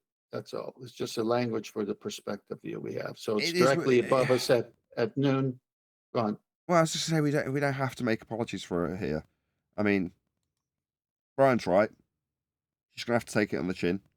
as much as she's doing a great job, her biases are coming through in terms of the globe terminology. Now, we'd be remiss if we didn't critique this, and I admire Brian for picking up on it where I didn't. But I think you're right, both John and Tenth, right? She's not doing this because she wants to push a globe. It's just how her phraseology would work, and so would ours be if we were making this 10 years ago, right? Well, it's you can't listen. Most people are under this heliocentric, not geocentric, globe Earth turning, not a stationary Earth. They're under this education all their life. They've been indoctrinated, so those terminologies are coming in. What we're trying to point out is the inconsistencies of having an angle measuring device with a sextant, and then saying all these other things about a globe. Now we're trying to point out how a planisphere is to be used with a sky map, the right ascension declination, where you're using the vernal equinox as 0, and then no matter where you are on Earth, everyone could just go to RA and DEC and see the same thing. Well, you're no longer on the Earth map. We're looking at sky maps when we're talking about right ascension declination. So are there inconsistencies there? Well, we saw that yesterday in that video. So now we're going to a planisphere and trying to figure out the mechanics of it. How does it work? Does it show Earth on this thing? No, it just shows the sky. Okay, what's the reference frames? How does it work? This is what she's taking us through. But she's going to make mistakes about the globe because she's a glober. Indeed, she's a normie. She's not a glober. But speaking of inconsistencies, this show's been pretty inconsistent for the last couple of weeks. Hopefully, this will be now the point where we have consistent live shows at the times that they're scheduled to happen, and they go through in their entirety for at least an hour. But with 85 people watching, I'm glad that people are hopefully showing. 88 people watching. Please share the show. It'd be nice to get back over 100. I can appreciate why the numbers have dropped given the inconsistency of the show. But hopefully with a lot of hard work that I put in over the weekend and over the last few days, that's been resolved and we can have consistent live shows. So please smash the share button. Let's get to at least over 100 people watching today. Anyway, I'm going to forgive her at this point. It's not going to get a load of vitriol from me. Let's put it that way. But it's right to point it out, Brian. Is just setting in this horizon on the western horizon. Let's take a look at the little dog that's chasing Orion, his dog Canis Minor, and let's see as the night goes on if Canis Minor is going to be rising or setting. So I'm going to change this from March 20th at midnight to March 20th at 1 a.m. So I'm going to slide this. Whoops, make sure I slide it the right direction. 1 a.m., March 20th. What happened to Canis Minor? He's actually coming down towards the western horizon. If I go to 2 a.m. on March 20th, 2 a.m., March 20th, there is Canis Minor, and he is about to set. So you can see... They can see and get the general idea of how this works. It isn't that complicated, but she's doing a really good job of something that at the surface level looks complicated. Which constellations are setting, and if you go on that eastern horizon, you can see that Aquila is coming up. Now, this is the north-facing side of the planisphere. Let's take a look at the south-facing side. And I'm going to actually go back to March 20th at midnight, because that's just nifty. Okay, so we've got this set again, midnight, March 20th. Flip this guy over. If I was standing looking south, what would I see to the south? Well, I would see Hydra the water snake, big, very large constellation right there. Now, you'll notice there is a smaller piece of the sky, fraction of the sky. It goes up about 10, 20, 30, 40, 50 degrees or so. And if I... And you'll need a flat earth for that. Yeah, back to talking about degree measurements. Flat earth required. Go further up the southern sky, there's not an awful lot there. Virgo is a little bit off to the west, and Sextans is over here a little bit on the east. But if I wanted to know what was really high in the southern sky, I would actually turn it over, and that's where I would see that high southern sky. It would be right about there. Other things that the planisphere shows us that is really cool. If you look on the back side, there is... All right. If you go outside tonight and you look at the sky, are you going to see 0 to 90 and 90 to 0 if you look from east to west? Providing there's nothing blocking my view like buildings, then I'm going to see from 90 to the horizon, obviously notwithstanding obstructions, to my zenith, and then back down again to 90 or to 0. Well, 180. Well, let me just try to let me just try to use a day object like the sun first, and then we'll go into night stars. You see the sun rising in the east. It's at your zero, let's say, horizon. And by noon, it's directly over you. Well, you don't say at that point, I don't see it anymore. You just keep following it as it's going towards the west, and then it's at the horizon again. That's a 180 with 90 directly above you. That's what you see. We all see that. Now, turn off that light, the sun. Now you're same guy, same place. And you see the stars rotating in the sky in the same way. They start at the horizon, and based on where you are, those stars are visible to you. Okay. Now, if you flip this thing over, you see the other stars. What does that mean? So let's say I'm on the equator. According to what we're told, Polaris would either be seen at zero or not be seen at the horizon. But the whole bunch of other stars are being seen from the equator south that I couldn't see if I was, say, in California in the northern hemisphere, she's saying. So you're moving along this disk or this plane, not a globe, and the sky keeps opening up to more stars as you move away from other stars. The whole point I'm trying to make is that it's still got to go from 0 to 90 and then 90 back to 0 on a 180 baseline. Everyone following what I'm saying? Absolutely. That's it. It's beautiful. Flat Earth required. Right about there. Other things that the planisphere shows us that is really cool. If you look on the back side, there is a key of different shapes. The cross is a globular cluster, the little dots is an open star cluster, the box is a nebula, and ovals are galaxies. So if we turn this back to this. From asked earlier about the point of astronomy, all of those titles arbitrarily assigned, that's from astronomy, giving these things names. Quick shout out. Galaxies. Yeah. Quick shout out to Godzilla 37. Year 2045. Nathan Oakley leans back and says, 6 billion people watching. Our work here is done. Thank you for the super chat. I appreciate the sentiment. Half of it's right. Leans back.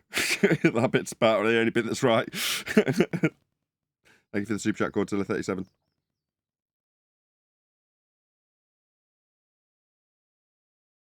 Side, let's see if we can find some of those.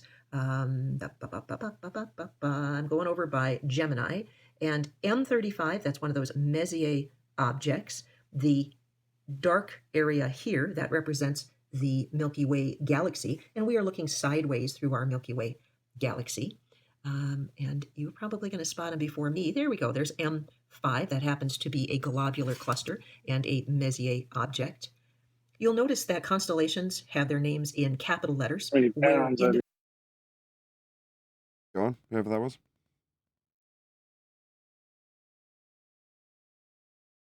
Did someone want to add something? Flat Earther with a gun, can you pop yourself on mute?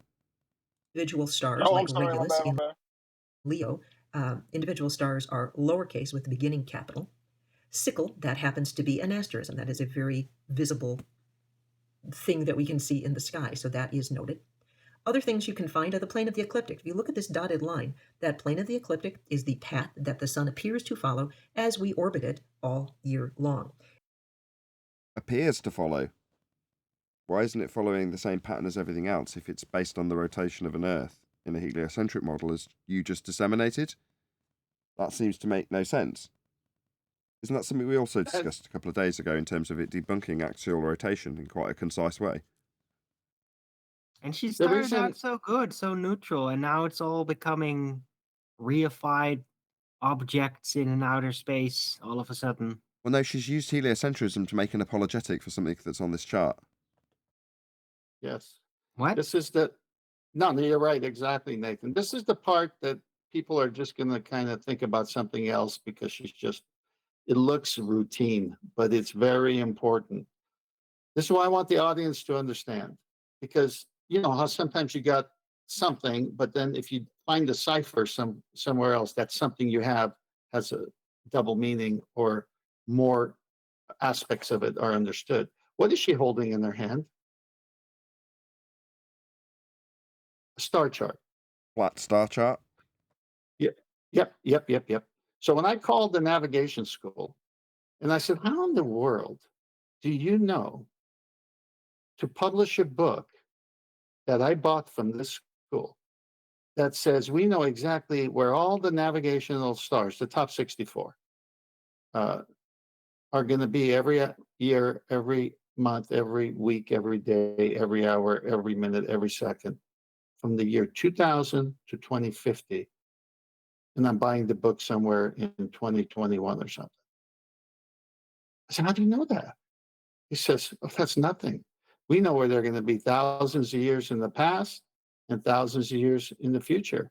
The book would just be too big. And what is she holding? She's holding a disc with the stars that always are where they're supposed to be based on elevation angle measurements to Polaris. Off a flat plane. Woohoo! 100 people watching.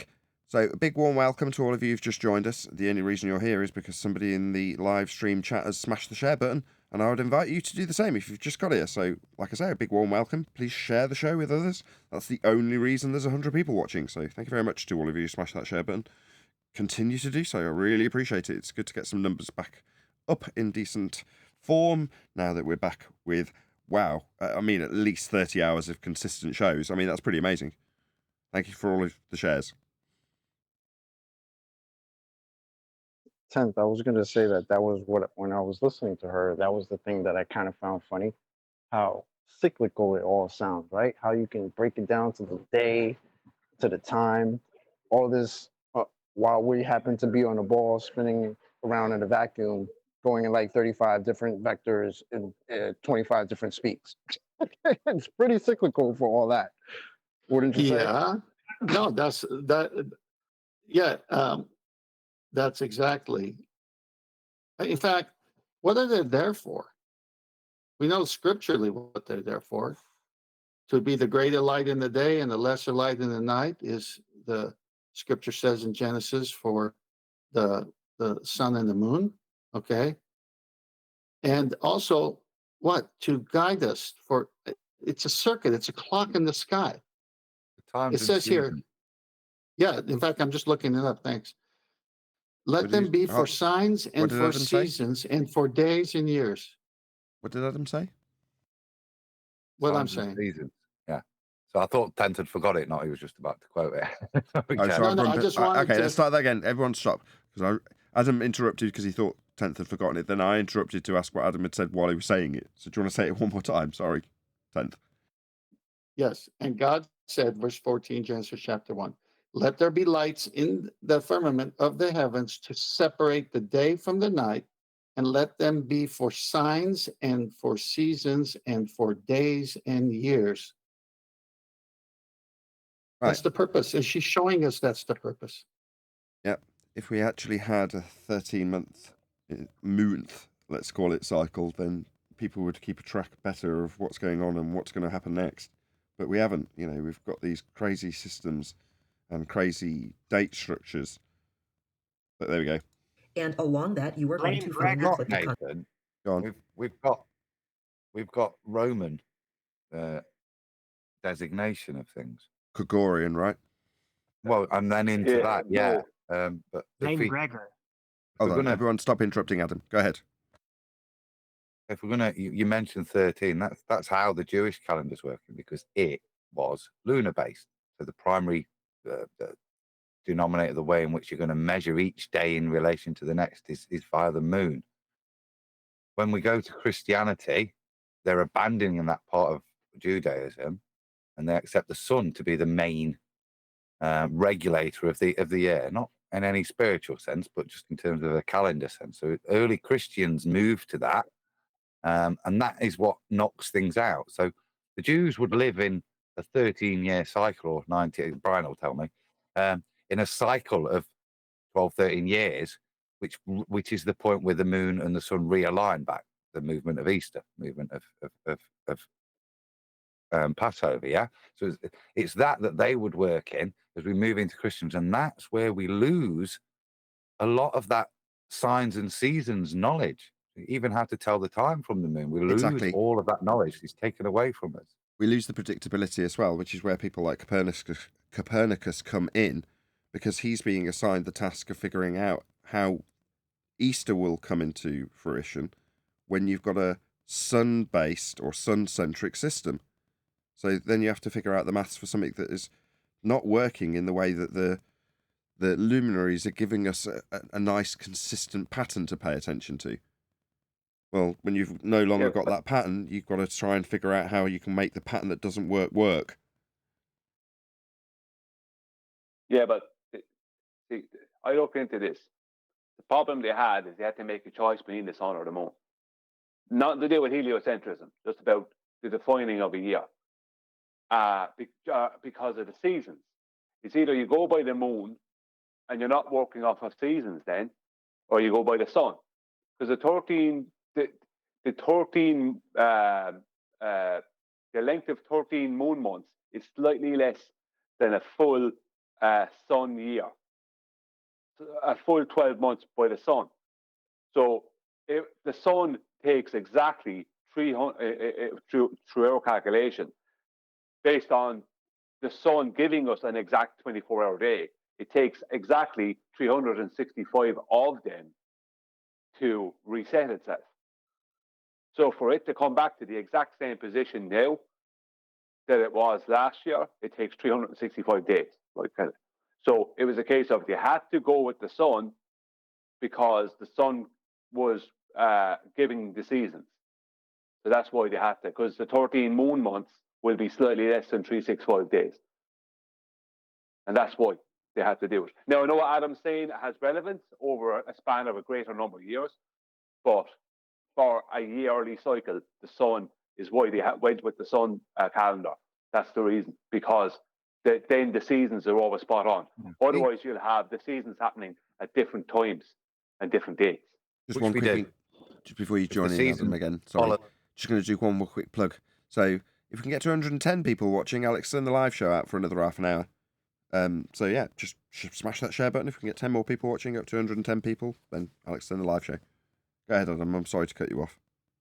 All right. No, which we do. This is why we have April showers in May some years, and so the cycles do move. That's why we have Indian summers, as they described it, with the Gregorian calendar.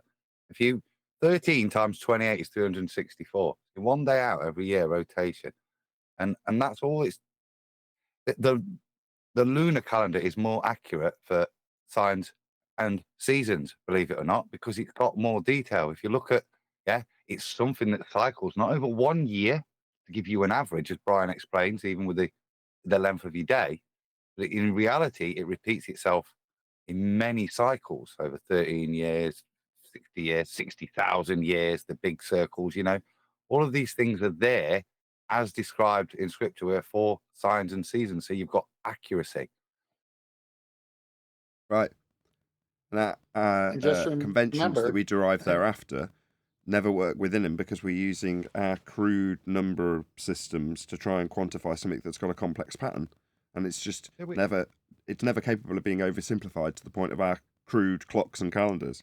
That's the problem. One fix is the leap year, isn't it? So that first disconnect, it doesn't work in the solar cycle. You don't have to have leap years in a lunar cycle, but that part of that leap year is to bring things back into alignment. Otherwise, the convention of the solar year would eventually slide.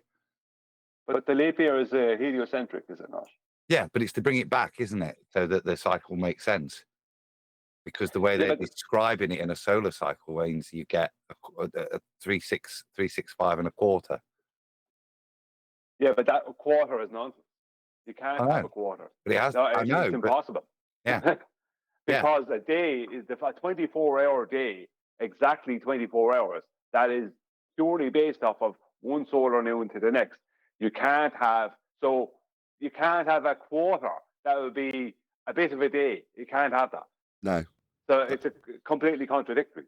No, but you've got that extra day in every year for the solar cycle. But then if you follow that, you end up with extra days and it moves over massively over a 13-year period. So every 4 years they realign the cycle for the solar cycle to make sense versus the 13 lunar cycle that just works because that's what's, I'm not going to say dictating our seasons, but it lines up with them. I'd like to add something here. Go on, Brian. I'll do that for you. Very quickly. The thing about it is that in Ireland now, today is the first day of summer, right? 1st of June is 1st of summer. So June, July, and August has always been throughout my lifetime, and probably always will be throughout my lifetime, summer in Ireland. Now, December, January, and February is summer in Australia, and it always was. The point is that the point I'm making is that's why they will use a solar calendar, even though it's a bit more basic. For a start, it's more basic, so it's easier for people to understand. But it also gives people seasons separate from their 0.25 of a day and a leap year that they have to add in for heliocentrism. Forget all that. If you ignore all that, it gives you the seasons. So for people who are farmers, agricultural, these kind of things, I think it was all what was based around that, and for ease of use. You know, because you will, a 365 day is an exact year. And it will be next year, and the year after, and the year after. Now, there might be some differences happening in between, but June, July, and August will never be my autumn, if you understand what I mean. As we saw in the videos and our shows on the right ascension declination and the vernal equinox, let's step back a little bit. The globe claim, the heliocentric claim, the seasons are caused by Earth tilt. Of course, that's not reality, but they need that. The sky map, what? I was going to say this is perfect because this leads back into the video where I said, well, this is using heliocentrism as an apologetic for where this chart fails. If you've got an axis, you're now going to launch into it. I'm going to highlight to the audience that this is the segue back into that point on the video where she's used heliocentrism to explain away something that doesn't work on an axis-based system if Earth's turning. But I want you to expand on it rather than me, if you would, 10th man. Go ahead. All right, I'll try. So we know that for right ascension declination, you're not using a terrestrial map. You're using a sky map, the stars, but you need two references. So it's declination, that's latitude, the grid in the sky, just like latitude on the Earth would be a grid on the plane we live on, Cartesian. But now what are you going to do about a reference point? Hold on, let me clear my throat. 103 people watching, edging ever closer to 110. Please share the show. All right, so what are you going to do with the reference point for longitude that you have on Earth? What's that going to be in the sky? Well, the Greenwich on Earth is for longitude using solar noon at Greenwich and using that method for longitude because we know the sun moves 15 degrees per hour. Okay, so what's it going to be for the sky map since we're not using the Earth? Well, it's got to be a date, the vernal equinox in March. Why? Because there is no Earth tilt. It's negated. What happens when you're in the winter solstice? We're still using that date when we look up in the sky with RA and depth. So the date makes a universe that's flat, perpendicular now. Not this 23.4 tilt, it's gone because it doesn't exist. And here's the thing. They want to say the seasons are caused by the tilt. Well, what happens on the vernal equinox? There is no tilt. Well, what's happening there? And why are you using that date? Why not use another? Why don't you use a solstice date for the sky map? It doesn't work. Okay, so now we're getting somewhere. All right, so you say there it's tilted, that's the cause of the seasons. We're saying it's the sun moving on its circuit. It goes 23.4 above the equator line on the northward journey, and it starts its southward journey, crosses over the autumn equinox, again on the equator, and goes 23.4 south, and it comes back up again exactly 365 days later. Right there. Okay, what's the moon doing? Oh, it's doing that every month. Wait a minute, you mean the moon traverses the same thing of the sun but on a monthly basis where it takes the sun a year, and then you're telling me that there's a tilt, and that's the reason for the seasons, but when it comes to creating a star map with two references, you can't use that tilt. You got to negate it. This is leading me down into some kind of conspiracy here. What's going on here? Using a flat plane. The reason we have seasons is because the sun is moving over a plane, and it's at an angle to you at these months, and so you're not getting as hot compared to when it was directly overhead or closer to you. And I just add a bit of trivium to that. Yeah, go ahead. Yeah. 109 people watching. One more and we'll stay live a little bit longer. So this is from Egyptian theology, and the Egyptians would refer to God at this particular time of year, at the vernal equinox in March. When we're talking about the sun passaging between the two tropics and over the equator, the Egyptians understood that when it was at the Tropic of Capricorn, it was at the south and lower in the sky. And when it was at the Tropic of Cancer, they recognized the sun actually had a higher position in the sky. Now, the Egyptians worshipped the sun, the Aten, and this is where the original phrase, the Most High, comes from. Because on this day, this was when God was his most high. So, point being, they recognized the movement of the sun, not only across transiting, but also, as it's described by flat earthers when they try to build a model today, that these transits actually affect the height in relation to the star field as well, hence the Most High. Let me add something to that. Hold on, as well. just one sec. Woohoo! 111 people watching, so we'll extend this live show. We're going to get 2 more minutes. No, I'm only joking. We'll go until we finish off this video. Why, so you could take us out of after I was show, going you to say, could cheat us out wow. of? Okay, go on, Brian. Yeah. Many years ago, I detailed what is the supposed original path of the sun. And people made the point over the years that when the sun appears lower in the sky, let's say for me in Ireland, on December the 21st, that's perspective. And I go, yeah, that could be the case, right? Except for I added in a load of reasons why the sun would get closer to the earth and further away, at least from our vantage point. And it was to do, I'm not going to go into all the details now, but a lot of it was to do with the Antarctic region, let's just say, and the Arctic, right? Mainly a lot of it was to do with the Arctic. But the thing about it is this, if you look at the Gleason's map, right, down at the bottom, you have those two little solstice markers. And he points out how much sunlight the Earth is getting on both the 21st of June and the 21st of December. And the area that the sun covers on the 21st of December is less than the area the sun covers on the 21st of June, right? Now, if you take a flashlight and you hold it close to a table, it'll be intense, but it will cover less of an area. If you lift it back up a bit off of the table, it'll cover a greater area, a greater diameter. So it's very likely, and I can't say for definite because I couldn't prove it, but it's very likely that that the sun, and this is what I stated years ago, is closer to the Earth on December 21st and moving at its fastest rate through the sky because it's covering a greater area, and it's further from the Earth on June the 21st and moving slower in the sky because it has less area to cover, less of a circuit to cover. Now, I don't know what the sun is. I don't know how it does what it does, or even if it's doing that. But that is definitely a better explanation than what heliocentrism gives us.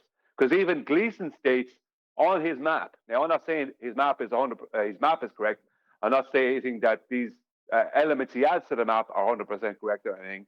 But he does state that on the 21st of December, right, which is the southern solstice, right, that no light goes past 80 degrees south, right? Which means when you see people, and I made a video about this a while back, when you see people standing at what they're claiming to be 90 degrees south in some place called Antarctica on a big sunny day, according to Gleason, that can't happen because there is no light past 80 degrees because the sun is closer to the Earth. So it's not covering as great an area. And so that means the only day there could be light in Antarctica at 90 degrees, right, is on that day. There would definitely be light there. And this is the one day, even not that day, there isn't, according to Gleason, due to the sun cycle. So it is very likely that the sun is, the point I'm making, it is very likely that the sun is getting closer to us towards and at its closest point on December 21st and getting higher above us as it heads to its highest point on June the 21st. That is likely. What do you mean I'd likely? like to answer. That's self-evident. No, don't go. That is what it does. That's self-evident, though. Well, no, because you could put it down to perspective. Unless you give it a bit of thought and looked into it. Okay. There's other things. Let me rephrase. That is what it apparently does, Brian. Yeah, but if you look into why it would do that, why it would happen, and what effects it has. I mean, you can only speculate, but you've incorporated a description of what does actually occur. And I'm going to wholeheartedly agree with you. You know, I can watch it move from the horizon, staying low to the horizon in winter, to up towards my zenith in summer, staying in the sky for a longer period of time as it does so. Adam's got the analemma up. I don't know what he wants to insert at this point. Go ahead, Adam. Is it you that presented this? Yeah, it's just to add that this is what an analemma is. It's the midday position of the sun taken throughout the year, and this demonstrates the transit. So this is where you get these two sides of the apogee of summer and winter. But these are, and this is why no day is 24 hours long, because the sun returns at a slightly different position because it's doing a slightly different path in the sky. As we come out of summer, it's heading to the equator, and each path is getting slightly longer, so it's got to speed up, and it's to get back to the same position. There's a slight difference every single day, and these differences are demonstrated here throughout the year, and that shows you the path. And then what Brian's saying is, look, if you look at the bottom here, this is winter, midday in winter, and this is midday summer on the two equinoxes. These are the vernals here at the crossover point. So you can see the relative 24-hour positioning of the sun throughout the year. Because the sun is changing. It would have to be changed if we go from an earthly point of view, right? Talking as mere mortal men, the sun is changing its acceleration rate day to day, or it has a different acceleration rate day to day. Now, I don't know what happens when it goes from today to tomorrow. All I know is that it appears, or appears to be changing its acceleration rate according to our earthly ideas, let's just say. Can I tie? You can, but hold on. Adam's getting challenged by Paula in the chat. So, yeah, you're right. Level Lips just corrected Michael Kahn in that regard. So, the back and forth between Michael and Paula was in regards to the Most High and reference to the Bible. Yes, it is, but that's not how Adam was contextualizing it. He was talking about Egyptians and their reference to the sun god being Most High. You've just been asked for citation in that regard, Adam. That was all. It's not a Bible quote. If people want to use it in the Bible, I'm talking pre-biblical. So, like I said, in respect to the Arton, the sun disk, that's the Christians don't refer to the sun as God. It was Egyptian reference because it was at its most high, its highest point it ever achieved in the sky on that vernal equinox. No, we got that bit. She's asking you for a citation for that. I could have to go and dig it out, but it's Egyptian as opposed to any biblical. That's what you're talking about. She just said the same thing. At Nathan Oakley, sorry to cut you off, Brian. I was asking for a citation as to the Egyptians using the term. Right, that's exactly what I've just collared him on. Yeah, I got what you were asking for, Paula. I asked him for it. I can get you. I'll get it. Yeah, I'll get you where the original anointed one comes from. It's all Egyptian. This terminology, how it's then used in later religions, it can have different applications in Greek, Hebrew, whatever. But yeah, I'll find it. Okay, great. There's an old bit in the back of my head. Hold on, I just want to smile and smile, tip of the cap to the respect that we offer to Paula straight from the chat. Yeah, I'll be on it, Paula. The respect Paula's that a Paula fantastic commands is quite researcher. I'll it's quite find it lofty. for her. I was just going to say the respect that Paula commands is quite lofty. I just wanted to acknowledge it. That was all. Go ahead, Adam. No, it was me. Oh, 10th. Go ahead. Well, can I go as well after All that? right. You can All right, after thank I you. shout out a super chat. So thank you to Original D Rose. Money's been tight for why I haven't done as many super chats, Nathan. But I figured I'm not be cheap and drop one. Welcome to Flat Earth, you globalicious Earth ball lovers. Require flat level bases. And he's got triangles. Triangles require flat level bases. Yeah, indeed. Thank you for the super chat. Really appreciate the support, Original D Rose. I'm going to try to tie this all together, which the second part that Paula brought in will make it even better. The Most High God in the Bible created the sun, moon, and stars. Cultures decided to worship them. We learned from these cultures because they put tremendous amount of time of tracking them. And this is where I want to bring Brian in just for this little part, and then I want to keep going. So, Brian, what's that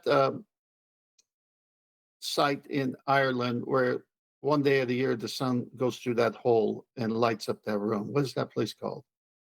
I'll tell you, but I also have a point to make concerning. I know, but what you got to just wait said till I about- finish. yeah. You But gotta wait till I finish. Newgrange is the if you want to look for it on the map, it's Newgrange. We're on the 21st of December. Yeah, Bruno Boyne on the 21st of December. On the 21st of December, in the morning of the 21st of Adams, that's throwing me off. In the morning of the 21st of December, the sun shines, and the 22nd, I think, the sun shines directly into the chamber.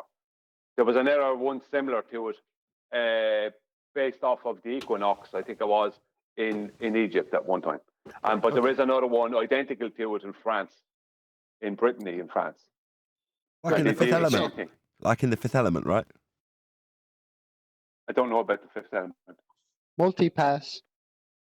Okay, so my point is that this happens every 21st of December. Adam, is there other structures around the Earth that are set to how the sun moves in the sky that do the same thing? Yes. Okay, multiple sites, multiple locations, all across the plane. Yeah. Okay, perfect. So now we've got movement of a created luminary that is for times and seasons and dates and so forth. Great, fantastic.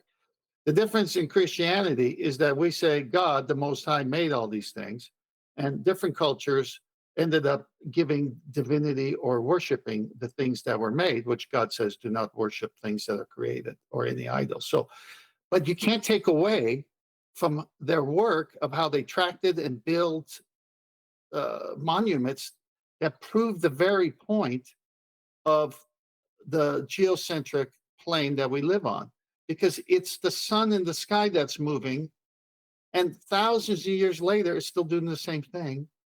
It's the heliocentric spinning globe that's got the problem with multiple movements: rotation on the axis, orbiting around the sun, flying through the universe, following the sun, and then the Milky Way galaxy, and who knows what else. But at least those four destroys star trail photography, which means it's only happening because the stars are moving, because you can't have all those movements, have all these dates, have the sun thousands of years later still peep through Lagrange. I love it. I just love that we could kill it this easily. Another shout out to D Rose. He says, "You're welcome, although you kind of jacked it up." Yeah, I struggle. I don't know what it is with your particular typing style, D Rose. I always end up butchering it. My bad. Thank you for the super chats. I really do appreciate it. And the sentiment. You know, when you're at your most broke, yeah, the chances are the videography you're watching is just as broke or more. So I really appreciate it. Thank you so much. Okay, should we crack on a little bit more with this video? We're nearly at the end. No, there's something I have to add in. Distinguishment, if I can, before Brian mentions, Hang on. just to clear up on please. the one before you go past, because Spencer said it there in the way he's and Christians would describe and use the term Most High. Now, it's to signify there is only one God, yeah, or it's the Most High God. This is not how the Egyptians are using it. He's saying he's at his most high on this day. It's not referencing any other God. It's not making that most high bit is only in relation to him and his position of the Arton, nothing to do with reference to superiority over any of the other gods. It's literally positional of the god. On that day, they recognized he was at his most high. So not a claim as it would be used in other religious terms. Yeah, we got all that the first time, but you asked for a citation. I'm fishing around for it. It's killing me, mate. It's not something I'd stored. It was just another, red fact from. Okay, well, thank you for reiterating it, and that under any other circumstances might have got the fact that you haven't produced a citation to back the third time we've heard it. But I like how Paul has got you now sweating with one comment. Historical standards, sweating. man. I don't see the challenge personally. Aspiring. Not. Right, he's trying to demean it now, Paula. Check it, you got it right on the back foot. Anyway. I won't be on the back foot when I've got it, will I? That's appeal to the. He's just employed a fallacy. Appeal to the future. Wow. Right, I'm searching now, you buggers. See, I've pushed him further. Yeah. We're having fun. We're still live. Over 100 people watching. Okay, Brian. Can I make my point then? Yes, you may. Go ahead. Yeah. Please don't. There's been a misrepresentation happen. A lot of people think that most of the world learned about Egypt from the Discovery Channel, things like that, National Geographic. And a lot of the people who are claimed to be experts on Egypt don't have a clue about what they're talking about. Now, I'm not going to go in adding a load of information here about Egypt because it's not everyone's business. This thing about how people have to understand, right? It comes from a biases, right, with modern day religious beliefs that what they would call pagans all worship the sun. That is not the truth. The Druids in Ireland would pray towards the sun in the daytime. They didn't worship the sun. The sun was the biggest representation of God they could find in the world. So they prayed towards the sun, not that they were worshipping the sun. They were worshipping God. They were giving homage to God. They weren't worshipping the sun. It's just the sun is the greatest thing we have. It's the most powerful thing we have as a representation of God's creation, let's just say. And if people think that people in Egypt worship the sun, then they're in fantasy land. Nobody worshipped the sun. Now, there might be some groups of people that worship the sun, and they weren't good people, or they were misguided or whatever. But I know that people didn't go around worshipping the sun, right? They weren't stupid. Right, it's propagandized though. It's even a Cleveland show joke. So they go back in time to the ancient times, and there's the kids, Stone Age kids, in this flashback, and they're watching a stone TV. And rather than it being a broadcast, there's literally two people sat inside the TV doing the TV news. And they cut to this scene, and the broadcasters say, "In other news, the sun. What is it? And how can we worship it?" Yeah, that's the Where was thing. that from? I've seen that. It's caveman. Oh, I'm sorry, Chopper. No, I recognize it. Where did you hear that, Nathan? I remember Cleveland that. show. Cleveland. Is it called the Cleveland Show? Oh, the Family Guy spin-off of spin-off. Family Guy. Family Guy. Yeah. It sounded like a Family Guy thing. Yeah, it's a Family Guy spin-off. It's Seth MacFarlane. So if no one worshipped the sun, I just why want to is say it called heliocentrism? If nobody worshipped the sun. Yeah, but that has nothing to do with Egypt or the Druids or anything else. That's way after that. Really? Heliocentrism is the sun is the center of the system. It's nothing to do with religion. It's to do with the model heliocentrism. Yeah. Well, it is not to do with religion. Heliocentric religion. Yeah. But that's to do with the shape of the model of the heavens, isn't it? As opposed But to Helios was the sun god, right? Helios. Helios. No. If you want to employ an etymological fallacy, then you can say that. In the model, heliocentric just means, as Adam just described, helio, that's the name given to the sun. Well, you can say, well, that means it's Helios. No, it's the name of the sun in the model, and it's at the centre, i.e. the world that we experience is revolving around it. That's heliocentric. Well, yes, the derivative etymology of the word helios in heliocentric is a sun god. But does that mean that it puts a sun god at the centre? No, it means the light in the sky we call the sun is at the centre of the model. That's all it means. Believe what you want to believe, but it speaks for itself. No, Neil. The problem is that we're giving a version of the old world as if they were either a crowd of idiots, caveman idiots, or they were a crowd of devil-worshipping sun followers, right? Now, I'm not saying there wasn't groups like that, because those groups exist today, right? But to think that they were all these, what this term pagans, they were all these crazy idiots who worshipped all kinds of crazy stuff, like, that's completely wrong. Because there's so much stuff from the old world you can't even figure out. Just so that goes back to Darwinism, as far as I'm concerned, that type of attitude. To go back to Neil to blow his mind, instead of the sun being worshipped, earlier we talked about the tilt, the apologetics of the seasonal claims of an axial tilt. What is it, 66.6 degrees off horizontal? Well, that tilt is Earth bowing to the sun, not men. Exactly. Okay, right, hopefully we've exhausted that. We're going to get to the end of this video. Constellations, so we have Gemini, Cancer, Leo, Virgo. Here is Libra. As we go along that plane of the ecliptic. The other line that you might... Yeah, before all this started, Nathan, what I wanted to come in and say was for the audience to take note of the no tilt being used in the with astronomy and with EQ mounts telescopes and the Planisphere. No tilt. Why no tilt? Because the tilt doesn't exist, right? So no tilt means no globe Earth, no Kepler's Annalena, no offset elliptical orbit of a sun, heliocentric sun. No tilt means no heliocentric model, including globe. Thanks, Nathan. That's all right. Well, I was going to, in the next 2 or 3 minutes, round out the show, but we've got 121 people watching. So, as I've said, I'll extend the show. I will actually extend it till we get to the end of this video. Maybe we'll even get to 130 people watching. A very warm welcome to all of you who smashed the links that have been shared by the people who are watching live before now. Please share the show yourself if you haven't done so already. C is the celestial equator. So here's the celestial equator. And the celestial equator is an extension of the Earth's equator out into space. And that is right there. Boom. What she's just described is the flat plane, known as the equatorial plane.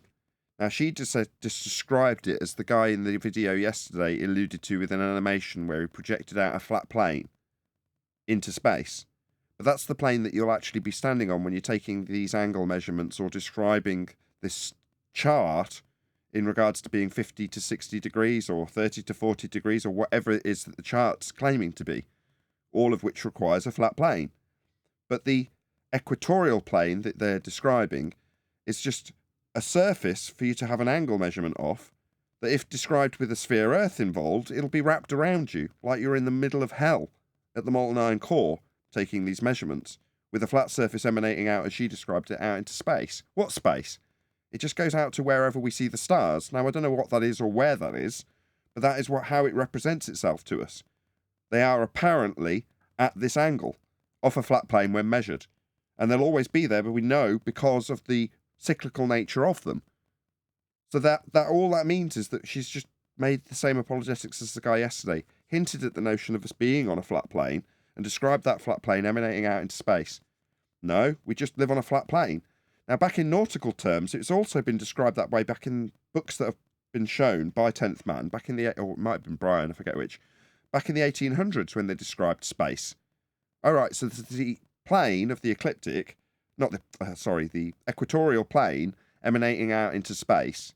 Okay, well, prior to the new world being found, that was what they described also. The area emanating out beyond the equator, out into space, was the area that the new worlds were found in. Yeah, and you're not mishearing my terminology. New worlds in space being found. Yeah, that's right. That's how it was all described. And some of the remnants of those descriptions, with our flat Earth that we dwell atop being described as emanating out into space in this example, is one of those remnants. prior to the hijacking of the zenith world above you having planets, new worlds to find in space, they previously were found out at what she's just juxtaposed and convoluted between the two. An equatorial plane emanating out into space. That's where your new land will be. If that's what this deception's about, and Math Powerland's right, and it's just a deception using math about land to gain power, well, by our own historical evidence, and by virtue of the fact these places now exist and have people on them, and they've been colonised, I can take it as read that they are true accounts of how the land that is already probably in existence has been discovered in space out towards the horizon. Well, go ahead. Well, that's another part of the no-tilt thing, because the no-tilt means that what the globers would call the equatorial plane, that amalgamates with the celestial plane. So, you know, when we do, let's just say, a 5,400 nautical mile measurement to a celestial body, let's say to Polaris, let's just say, and it would stretch much further than their equator would stretch, because they arc all that distance, if you know what I mean. Like, it stretches in a straight line out past where that arc would stop, right? Even though that distance that they have on the arc is the same. This is what, when the no-tilt takes away that arc, because it takes away all the seasons, takes away the globe, because the globe needs the tilt. So what she's basically saying there, and what they were stating in celestial navigation, is that equatorial plane and that celestial plane are the same plane. It's not as if you leave a physical surface and go after a certain distance and go end off out into space. No, that's still a physical plane. That's what she doesn't know it, but that's actually what she's detailing. Maybe in a minute we'll get into whether or not that is the main purpose behind this deception, because what does it actually do? The globe deception wraps around itself so that you don't end up exploring new territory out in space where the new lands were formerly discovered before they started just being named third world countries. Oh no, that's not good either. Developing countries. Yeah, that's much better. Ask Dad Everything says, "This is my favourite morning show of all time. Brilliant host and panel. I've learned so much from you all. Thanks, FED." Oh, wow. That is about as nice a compliment as I can get. And it's attached to cash. Thank you so much, Ask Dad Everything. Anything. Really appreciate the support. Go ahead. Agreed. Nathan, just shout out to you, guy. And I agree. Okay, fine, but let Brian set Nathan straight on this, because that's not what we're saying. No, Nathan, you're missing something, right? How dare the you? Celestial plane. You know the size of the equatorial plane in the globe model, right? It has a limited size of a circumference of 24,000, close to 900 miles in circumference, right? No, what she's stating is no, that is not 24,900 miles, whatever, in circumference. She's stating that stretches on further. That's what the no-tilt means. That's what the equatorial plane and the celestial plane amalgamating because of no-tilt means. It means that there is no stopping of the equatorial plane and then the starting of the celestial plane. It's just one massive plane. So Australia is on that plane. South America is on that plane. South Africa is on that plane. You understand what I mean? Yes, you were correct. I had discovering new things past it. No, I appreciate what you're saying. Plane. When you introduce the tilt and start making apologetics and heliocentrism, coming up with the explanations for it, you're missing the fact that when it works on this star chart, it all just works off one flat plane. So the fact that it doesn't jive with us moving around the sun is irrelevant, because it still jives on the chart. The dotted line that she gave apologetics within heliocentrism for is essentially the same flat plane as the equatorial plane. It doesn't just stop at the equator and become a new star chart sandwiched underneath antipodal. It just extends out. It's just a bigger plane, right? And yes, I had missed that point, subtle though it wasn't. That sounds like the tilt is, what's that word again? Negligible? Well, it's debunking their position, isn't it? When you talk about how the world actually functions. Their tilt is another apologetic that doesn't jive with actual reality when you come to navigating the surface of the plane that we actually live on. And when you describe it, it doesn't matter how the movement of the stars in its pattern doesn't jive with heliocentrism. It still just works and operates on the same flat plane as everything else, because that's what the world actually is. Quick shout out to Godzilla37. Just one shout out. If you agree, then send your money, Neil, to me. Smiley face. Thank you for the super chat. Really appreciate it. Can you go to Master? Can you go to Master D for a visual? Yes. You go to Master D for a visual side by side of what Brian has just explained. Okay, it's on screen. All right, Brian, do you see it? Doesn't the tilt hold on, can I ask something? Doesn't the tilt require an axis and doesn't the axis require a radius? What tilt? There's multiple stabbing wounds we could give the globe. We're just on the tilt right now. Okay, I'm going to shout out another super chat and then you can get to that visual in a second. I second that super chat, but it's afternoon for me, says Michael Kahn. Thank you very much, all of you, for the super chats. Really appreciate it. Brian, you want this or you want me to do it? Yeah, you go ahead, Tank, because I have to put it up on Skype and stuff, so I'll be looking at it as you're speaking. All right, no problem. All right, so on the left, we show 23.5 degrees tilt. On the right, we show no tilt. What happened? Oh, vernal equinox is being used as the reference point for sky map. That's over. The minute they do this, they kill tilt, right? They throw away seasons. They throw away the whole heliocentric model based on the mathematics that needs it. Because what they're saying here is that if we're going to get off the Earth and not use the Earth as the coordinate system, but we're going to use the sky as the coordinate system, no tilt, flat plane. It extends all the way to the celestial sphere, as Brian described earlier. Whereas in the first picture, side right next to it, it shows the tilt going all the way. The equator of the Earth is tilted towards the sun by 23.5 degrees. And so the whole point is the sun is moving. And you can see in that picture, it's the sun path, okay, on the left. So the sun is moving north and south of the equator on a yearly basis, and they've tried to say that's Earth tilt. Except when it comes to, when it crosses the equinox, as Adam showed in Analema, the points where they cross on the equinox, that's the date they use to categorize all the stars and to find them with a right ascension declination equatorial mount telescope.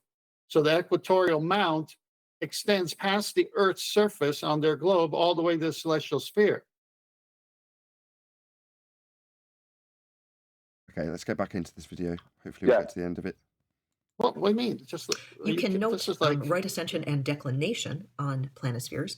Right ascension is given in hours. So this is 12 hours, 11, 10, 9, 8, 7, etc. And declination is angles from the celestial equator up towards the pole of the celestial sphere. So it starts at 0, 10. You're going to need a flat Earth for those elevation angle measurements. Flat Earth required. No, you're going to need no tilt Earth. Yeah, the Earth can't be tilted either. Get it? So what you got left? A plane.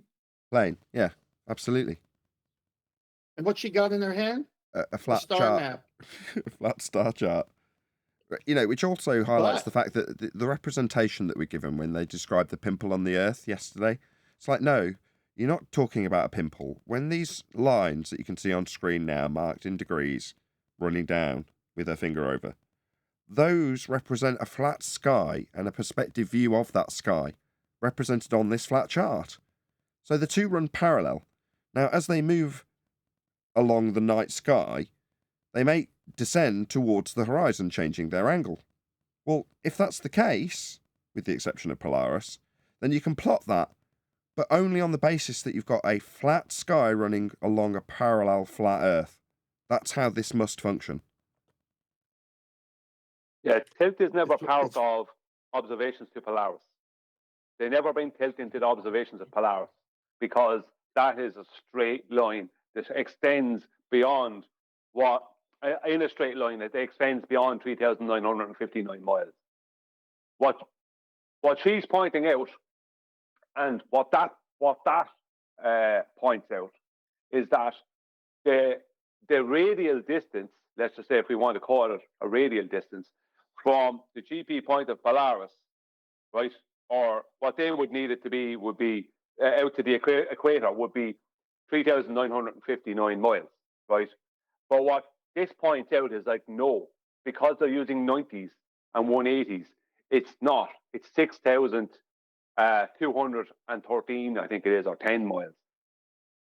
Statute miles. But there should be 5,400 nautical miles.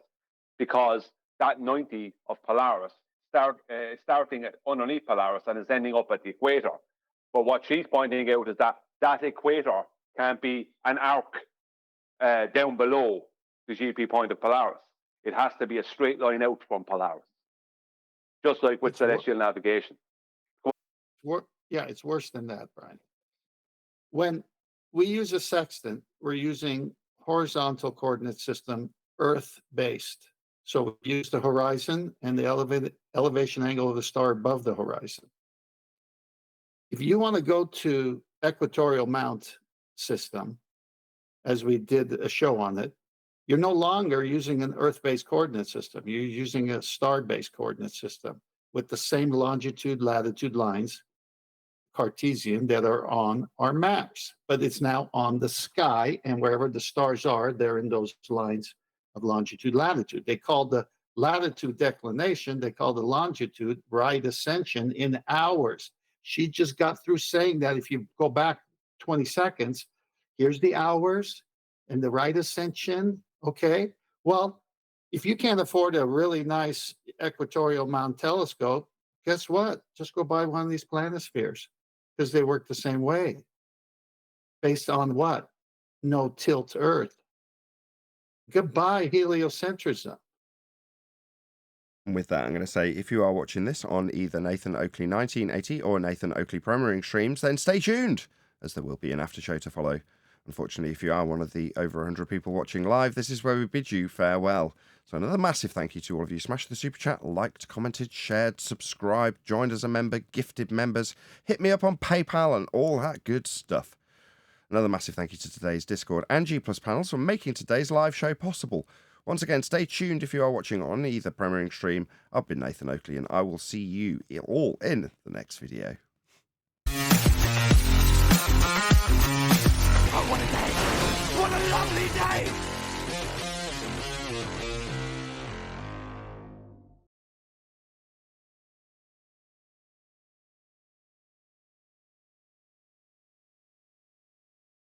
It's nuts.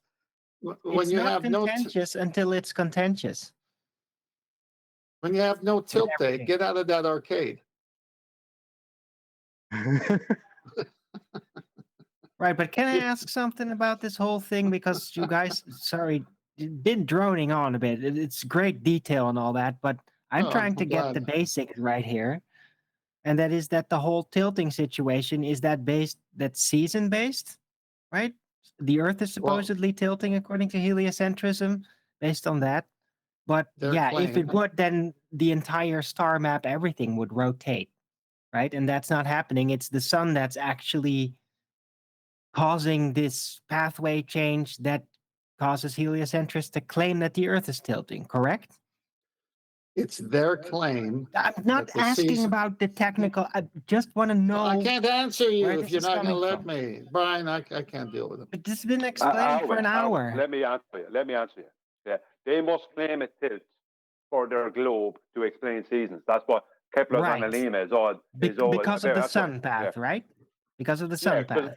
Right. So, but the sun is the only thing that's actually doing that. The rest of the stars aren't. So you can't say the Earth is tilting, because then all the stars would also undergo that, and they don't, correct? Yeah, no, you've got to go. Right, so that is basically the summary of everything in like one sentence then, what we talked about. Wow, you sure waited for the answer.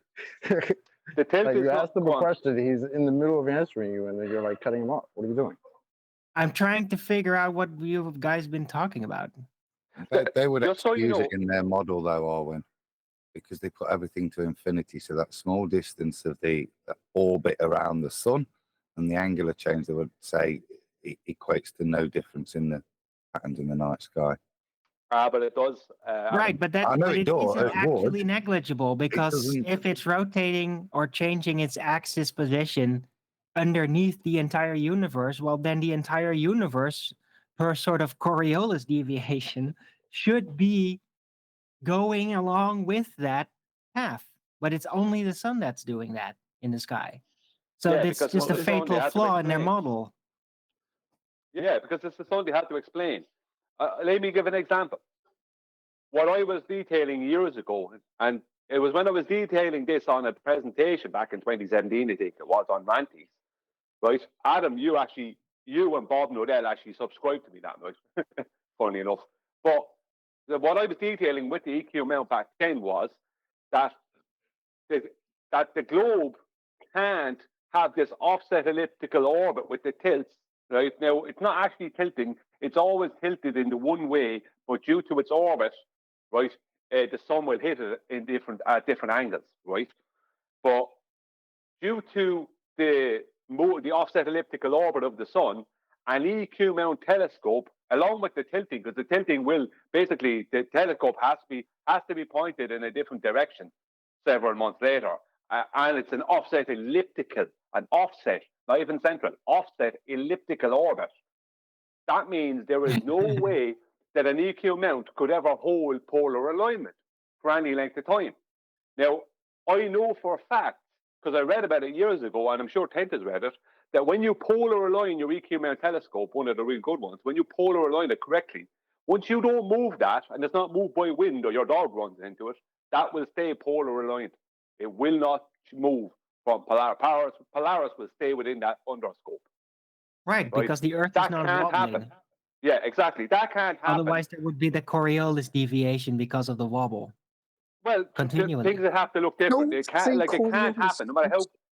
The whole point is that an off-center elliptical orbit of the sun. See, they base their alignment to Polaris off of what they think is a smooth rotation, right? But they're forgetting about the off-center elliptical orbit of the sun. There is no way that Polaris could stay in the same position, right, and stay polar aligned, and they could stay polar aligned to it in the sky if that was happening. If I can walk south or north and Polaris can change its position for me, then how the hell could it not change its position with an off-center elliptical orbit? Right. If there's a With an wobble, EQ the mount entire telescope. night It sky can't. would wobble. Yeah, they all went crazy about this 6 years ago now. Sean Hawkins the man I think he had hair. He had hair before that night. And Yeah, after but he didn't got have stuck in like the rotation of the night sky in the north and the south. So that's like a comforting place for him. I don't have much time, maybe 15 minutes, but just think of how they say the negative way. They would say in the negative way, no tilt, therefore no seasons. That's what they would say. They need this tilt. Right, and But no there's not- explanation for the sun orbit also.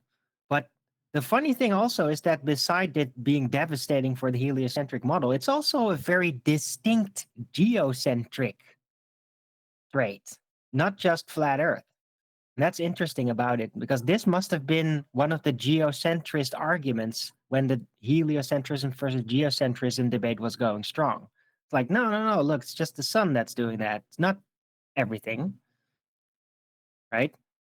Right. Well, that's the whole point of the vernal equinox used as date only, because obviously stars are moving, sun is moving, but the reference for their longitude has to be from March 20th, that or 21st, whichever, that date. So when the sun is at the highest north, 23.4 degrees above the equatorial plane, for the sky map to work, they got to go back to March 21st and say, we're going to use that reference when it was there. Yeah, but it's over here now. Well, it doesn't matter. If we're going to get a proper RA and DEC degrees, minutes, and seconds that everyone in New York, LA, and Munich can look at in an RA equatorial mount, we got to have a Earth's equator match with the celestial equator and be one big disk. That's what Brian said, and that's what that citation said. You got to think the Earth is not a sphere, but a big flat plane. And any stars underneath you can't see, any stars above you can see. Remember that?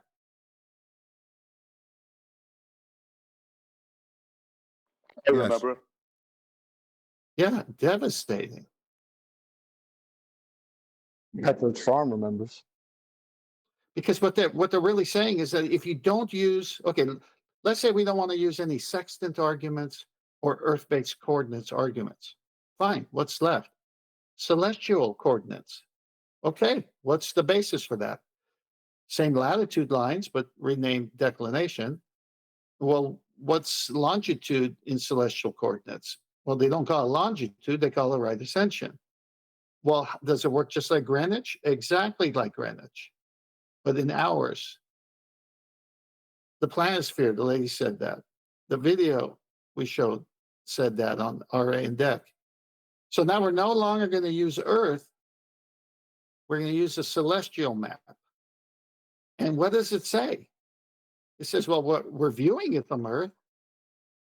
So since we're viewing it from Earth, but we're referencing a celestial map, the equator on Earth has to be flat, extended to the celestial sphere. It can't happen from a globe. That's what they're saying.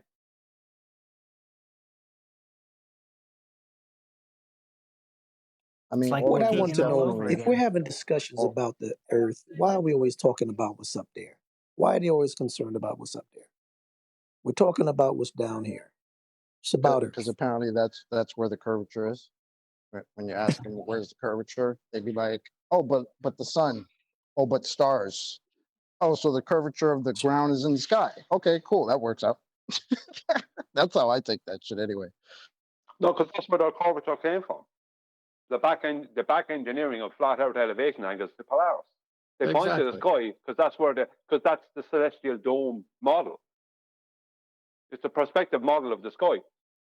So that's why they always point to the sky, because they think that proves curvature, not realizing that it proves perspective. But we've told them that for 8 years. This must be one of the first things they were ever told. Hey, Brian, I'm going to put something in Master D, and I'm also going to get it to you directly because I think you'll like to have this. I might as well get it to Adam because you'd like to have it. I'm sending it right now.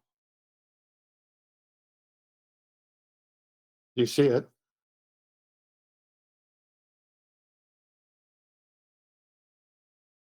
On I screen, see something anyway. there, yeah. Angles of declination. Okay, you're eating, Adam. Do you see No, I that said chart? it's on screen. Oh, it's on the screen. Okay. Table 4.1, angles of declination, seasons, fall equinox, winter solstice, spring equinox, summer solstice. You see Earth tilt in positive and negative 23.4? That's not Earth tilt. That's the sun moving. They've just reversed it. And spring equinox and fall equinox, 0. No tilt. Plane. Gotta have a plane. This is as strong as celestial navigation and Black Swan.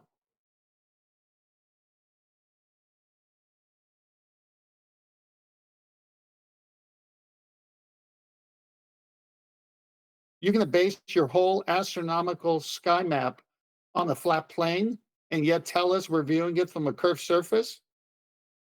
But no, because we're really at the equatorial plane, where the citations of how right ascension declination work is you got to imagine you're on this extended equatorial plane, which extends to the celestial equator, one big disk, and you got to not be thinking you're on a sphere, but on a big flat plane, and all the stars underneath you can't see, and all the stars above is what you see. Anywhere in the world, anyone could go those coordinates.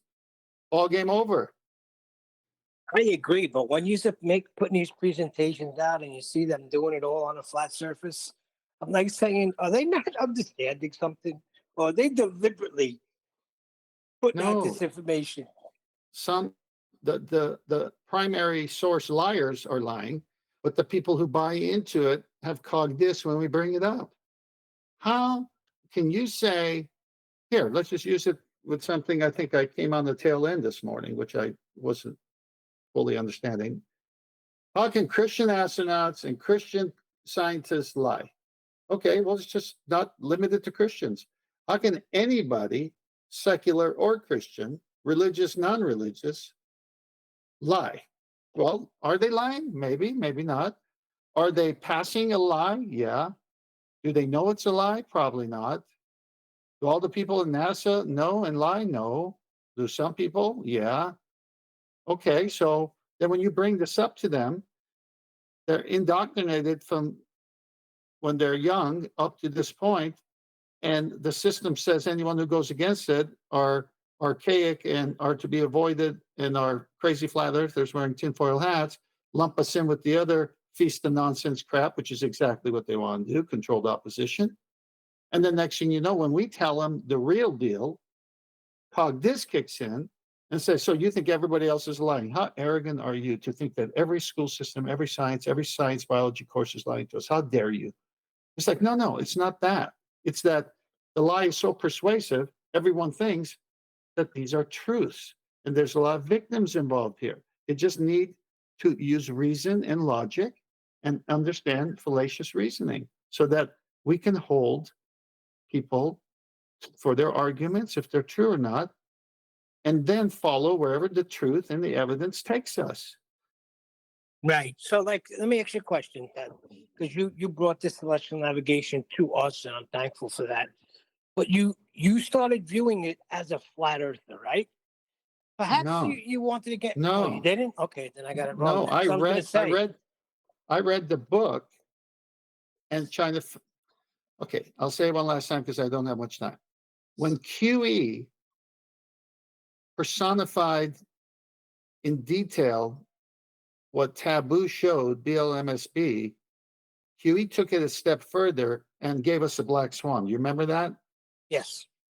I was on the phone with QE at least 3 times trying to understand exactly what he was doing with the black swan, the details of it. I understood it generally, but I want the details. He took time to explain it to me. On that phone call, I said to QE, I bet the sextant is going to back up the black swan.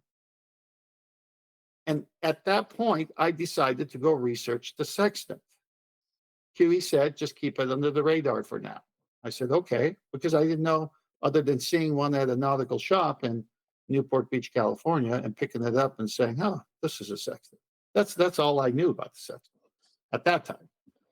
So I just dove in. I got all the books. I bought a sextant. I bought a bubble sextant. I bought a box sextant. It just keeps growing. Okay. Then I try to figure out what they say it is. And when I'm reading what they say it is, my brain, because of reason and logic, I'm saying something doesn't make sense here. Why do they always draw a tangent plane to prove a globe Earth? I dug deeper. Oh, so the origination of all the angles is never happening from the surface, it's from the center of Earth. But who's at the center? See logic or reason? Well, who's at the center of Earth? How they get sextant down there, let alone the guy?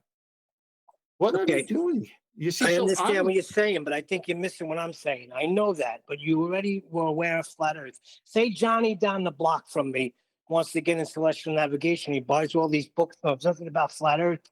He's not even going to catch it. No. Right? Not necessarily. Maybe, but not necessarily true. I did not use my awareness of flat Earth. I used my awareness of the black swan. And the logic and reason for the black swan argument, if the Earth is a globe with a radius of 3959, that was the key thing that I needed to understand. Every horizon distance can be no further than. Once I understood every horizon distance can be no further than, that's when it clicked in my head. I bet the sextant could only validate this claim, but from its position of how it works, because it can't negate this truth, because it must be every horizon. That was the logic and reason. It wasn't flat Earth. It was a debunk of the globe Earth that got me to look at it. But Neil was actually he was just prefacing his actual question by saying that. I know you've qualified his preamble, but I think he had a different question to ask. Go ahead, Neil. Yeah, no, I'm saying that if you don't, like, you're aware of everything. All right, you're aware of the black swan. The guy down the block is not. If he wants to get a boat and start learning about celestial navigation, I don't think he's going to catch it unless someone shows it to him. He's going to read the books and think he's doing it on a globe. Correct. That's how the books are written. That's why when people said, there is no, I said it. I know I said it because I said it. There is no flat Earth sextant handbook. There is no flat Earth section handbook. They're all globe books. You just have to go to the minutia to find out how it works because they think the angle's coming from the surface.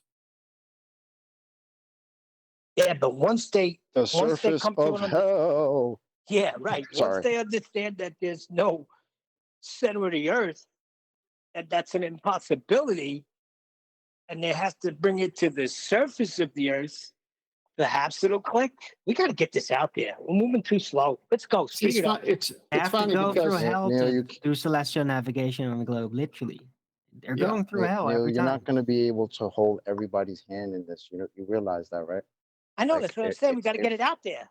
If We are. someone's doing research on celestial navigation and realizing that they're taking angles to stars, it's kind of on them to realize, well, if they're getting angles to stars, obviously they have a horizontal baseline.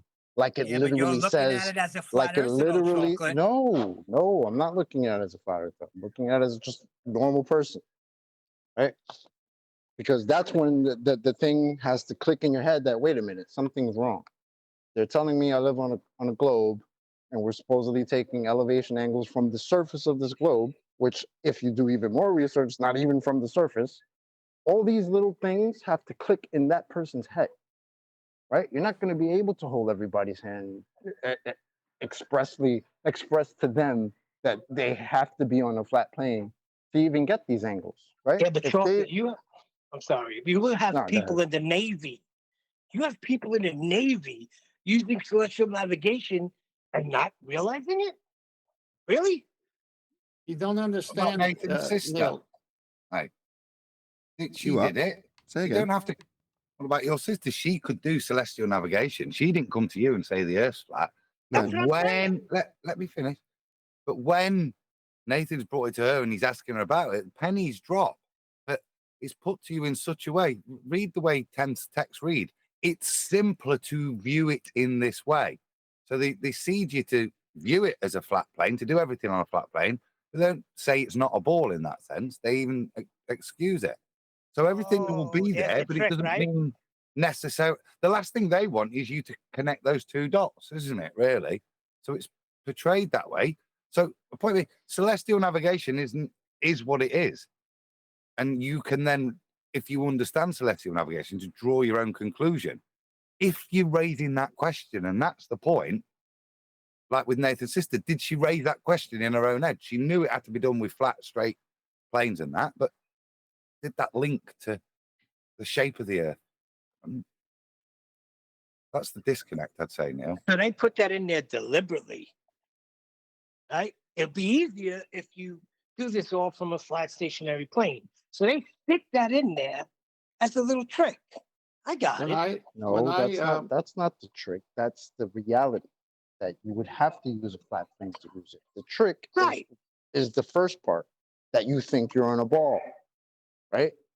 That's the trick. Yeah, exactly. After this, I got to go. But Neil, when I called that navigator with a big YouTube channel and got a hold of him and talked to him, I said, why is it you have to imagine that the Earth is stationary and not rotating for this to work? He says, because it works simpler that way. Just like Adam said. What did I say yesterday, Tom? The best way to establish something is to make it the complete opposite of what it is. Yeah, yeah, exactly. So your Ferrari will be there tomorrow, Chocolate saying, but if it looks like a Honda, it was just simpler to give you that Honda. But that's what I'm saying. They stick that thing in there, but it's easier to do it here. But then we're going to do it on the globe because it's easier. So you got people thinking that, all right, we're doing it on the globe, but just for mathematics and for better understanding, I'm doing it on this flat plane. That's why all maps are flat, right? I don't see any globes on a ship. I see all flat pieces of paper.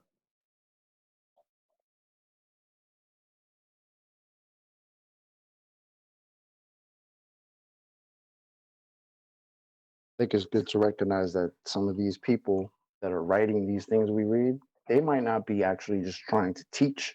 They're just repeating what they've already known, right? So they understand the basics of, yeah, you could only get from an angle from a horizontal baseline, but Their belief before they came into any of that was that they're on a globe. So for them, it's just easier to say, well, it's more simple, because that's more simple to just say that. You know what I mean? Well, So they have to. you got, oh, sorry, go ahead. Go on, Neil. Go on. I was just going to say, and you got to tip your hats off to them because, boy, what a deception they put on the whole world. If you look at how deep it goes, they had every angle covered. Well, all they had That's to the do way was religions are. all they had to do was use the flat plane when they needed to. With celestial navigation being a great example, because in celestial navigation, they have to start off with flat plane measurements. There's no way around it. After that, once they have the measurements, they can then pervert it mathematically any way they choose. But they can't do the mathematics and the perversion of it with mathematics until they have it, which is the flat plane measurement. So, that's why the globe is a mathematical model. And that's why things like general relativity were accepted, because they were already living in a mathematical paradigm by being globe earth believers.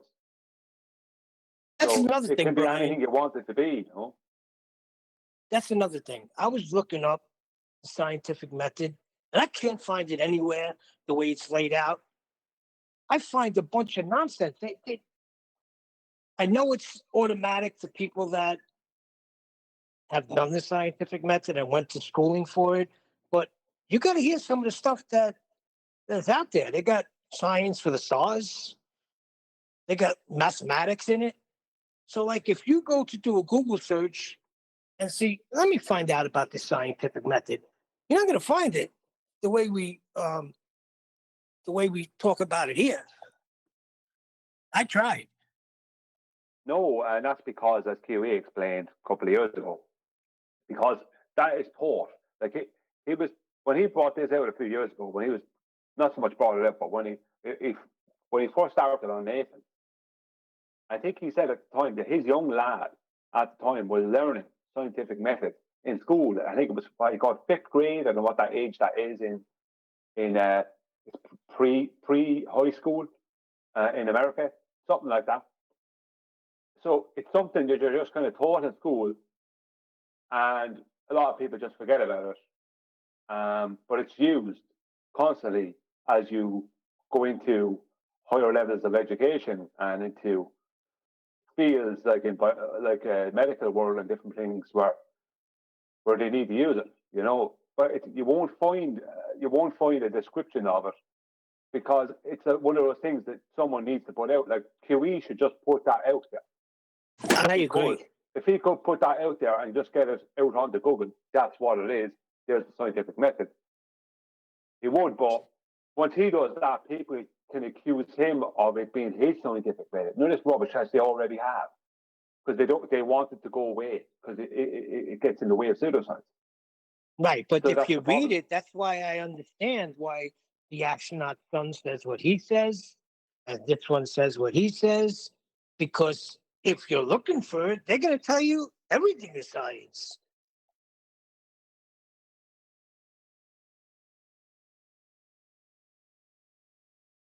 Oh, and that was the beginning.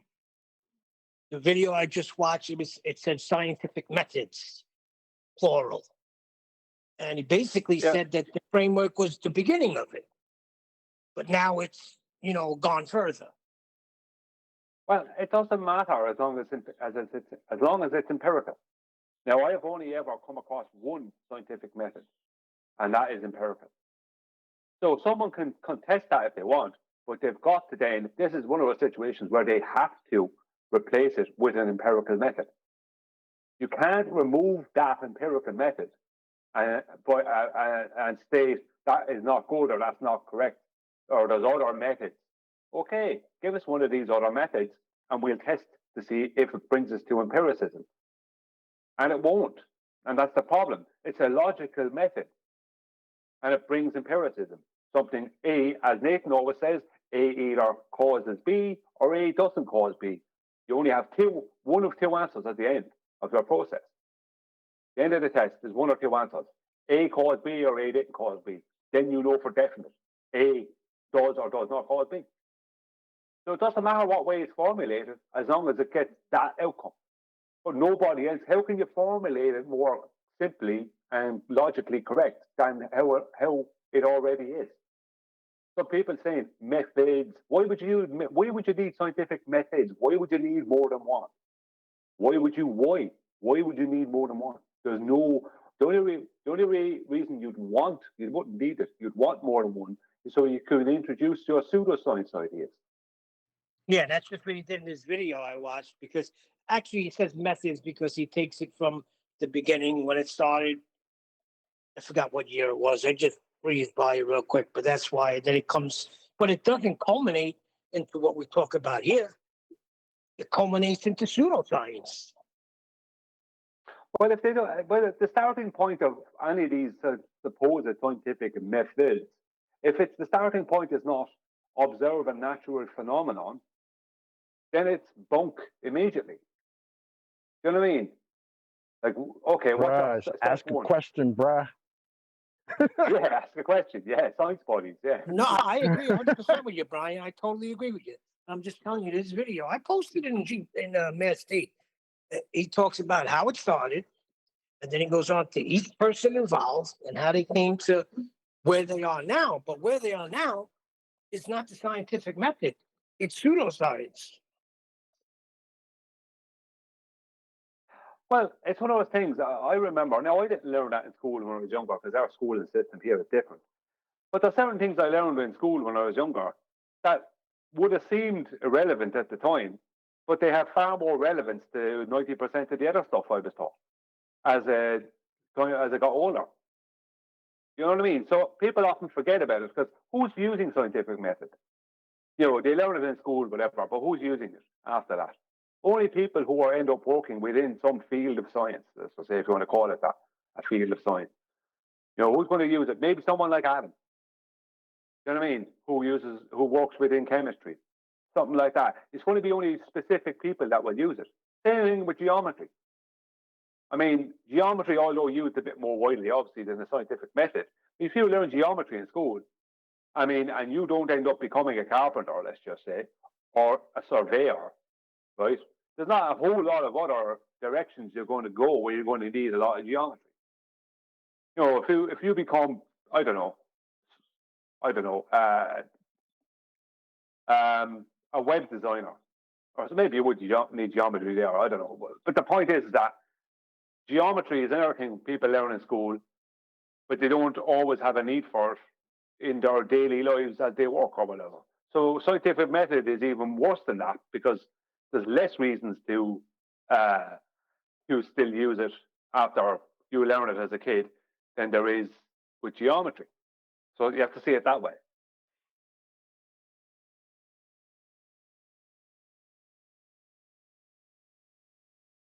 Well, I think we should go over that video one day. That's what I think we should do. Brian, you've probably been around longer than anybody else here, right? Brian and Arwin, maybe Adam. Actually, we've all been around a long time. Do you remember Earth Discussions and Earth Discussions 2.0? That is familiar to me, that term, for some reason. I do remember that. It's where Rumpus I can't remember the details. George Netanyahu and all those guys used to hang around, broadcasting to about yes, I do. 2 people. Wow, that's a while ago. Yeah, that's a while back. I do remember it now, yes.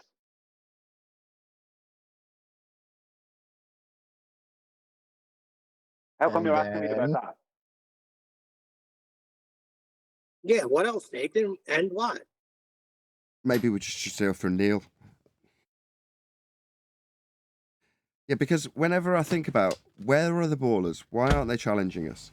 I have to think about how I would feel if I was in the reverse situation. And I think back to the early days of being in this discussion, going to that channel and going, holy shit, I think I'd probably have my ass handed to if I went into this channel. Now, don't get me wrong, I probably could be found to have gone in at some point. I'm sure I did. But that's not my point. My point is you skirt the edge of it going, am I going to be able to overcome these arguments? regardless of whether or not you feel confident in your position. You just think, they'll be able to overcome my arguments because they know more about the subject than I do. This is when I was early in the discussion, and you'd suddenly finding that they are the advanced heliocentrists. Now, as times have progressed, we have become the advanced heliocentrists. We're just not on the globe side. And we would be equally intimidating to people who come along to us if they were steadfast in their globe belief. They'd still go, caution. People who come here don't tend to leave having proved gravity in the most recent instance, right? That's not what they achieve when they come here. No. Correct. Because the problem is that if we know more about your claim than you do, and we know how to oppose it, let's just say effectively, then is there any point in coming in? We don't even have to oppose it. Listen to them long enough, they'll oppose their own claim. We don't have to do very much now. Yeah. Because I think they're in a position where I hear it more and more, and obviously I experience it myself, but I'm hearing it more and more and more on other channels. Babes is one of them, obviously, that they just have to keep on denying their model now. They're in complete denial. It wasn't just denying bits and pieces. They seem to be denying every part of it, I think, at this stage, but still trying to claim it. I have them at the moment completely denying over 6R. They're asking me, where did you get your over 6R? That's what they were looking for me. And I have people trying to contest Adam's maths. They can't produce a replacement. But yet they'll still ask, my or over 6R. Yet they'll still state to me that the reason for how they explain, let's just say, a long distance observation is refraction. I mean, they still say the word refraction, but they're trying to deny over 6R, which is terrestrial refraction within their model. It's mathematical, it's not real refraction. But the point is that is their claim. And they're denying it while still claiming refraction. Do you understand what I mean? So yes. How much of their model do they have to deny before they become irrelevant? It's kind of funny because yesterday on my YouTube, one of Nathan's old videos pops up, and it's unorthodox, and he's charging us with reification. This is right after the Black Swan, and he's charging us with reification. He's saying we're reifying the horizon to a real thing. Wow. Shoot his head off. Like, bro, aren't you the one with the claim that the horizon is a physical sphere edge? He's like, yeah. So aren't you the one? That's I was hysterical. dying, bro. Like, it's so funny, man. These guys are nuts. Yeah, they have some crazy ideas. I'm after inviting a couple of them in here to address the maths that they're contesting. I've even told them, look, if you don't want to do that, just go to Ruhif. Ruhif knows all about Adam's maths. He's well aware of Adam's mathematical abilities. If there was a problem with those maths, Ruhif would have contested it already, because that's out a couple of years. And they won't address Adam. They just won't address it. Brian, if Nathan wasn't so mean, they would be here right now proving their point. Don't you realize that? Well, it wouldn't matter how mean since someone it's been was. a while, let me ask, is there anybody in Discord that believes we live on a ball? Or more pertinently, a magical spinning water ball flying around in a vacuum? Wants to tell us all about it? You just reminded me when Huey used to come in and say, "Oh, ballers, come out to play, eh?" Because I was watching the Warriors With the the other day. bottle. Was right on that there with the bottle. That's exactly the part I was on. I flicked it and it was on. I was laughing my ass off. They don't want to come out and play. And I do think one thing, Brian, I think you're right. Huey's got to put it all together and put it out there, and we're going to call it the scientific method by quantum eraser, the way it's supposed to be. That's it. Let's put that everywhere. Because you got meatballs like Witsit saying, well, what was science prove? Only 3 things. Really? 3 things. Okay. So science does prove things. You know what I'm saying, but that sure has proved more than 3 things. Just 3. Okay. Well, it's the same thing the ballers do. Well, only gas goes up, but all physical objects go down. They're the center of the earth. The ballers say science doesn't prove anything. The same science that they said proved the globe. So I'm still confused by that, but okay. The body of science. I remember them days. Rest in peace to the body of science.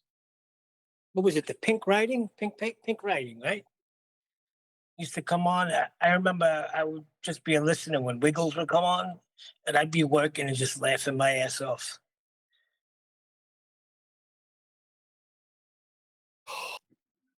Lottie. Neil. Chalk. Very important. This has been bugging. Is it Lottie that first did shout out off the trees? Lottie, I remember that guy. Yeah. Is that who it was? It's been bugging me since you said "Tough the trees." Shout out "Tough the trees." Well, I remember it was Tony who used to say "tough to trees" all the time. Yeah, well, he said it, and then it was. I'm sure. And Lottie would come in and he would shout out to it. Yeah. Yeah, you might be right. Yeah. I don't even remember that name. Yeah, it's a blasphemy. You know, it's interesting. This is my child said to me, 7-year-old. He says, "Daddy," he said, because we just came from a party, so we're doing helium balloons. This is just recently for a graduation party, and he drops the balloon with nothing in it. Right, it falls to the ground.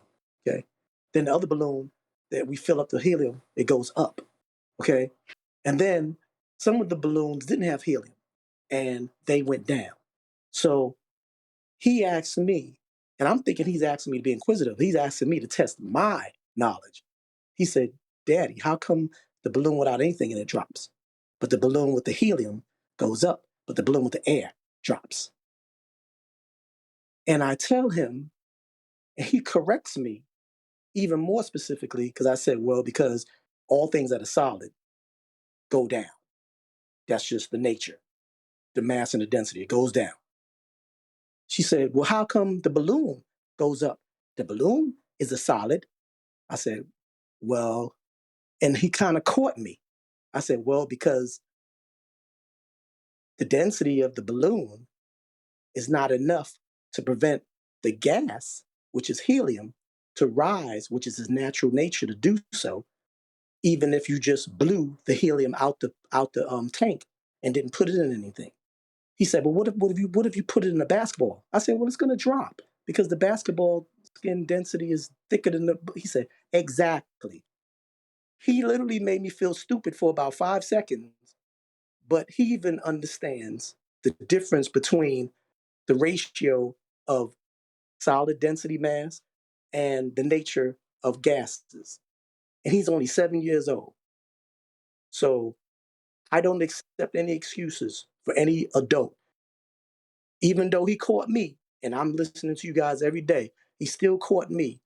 But if he can correct me and even kind of use more, how you say, hyper specificity about the matter, there's no excuse for these adults to act like they don't understand. I was gonna say, what if he said to you, "Define mass, Daddy"? Oh man, I would have. Well, he understands. It sounds to Rose like he understands the overall density. Like the density of the material of the balloon will go down without the helium inside it. But with the helium inside it, then it's calculated overall density in accordance with the density of the air pressure it's in.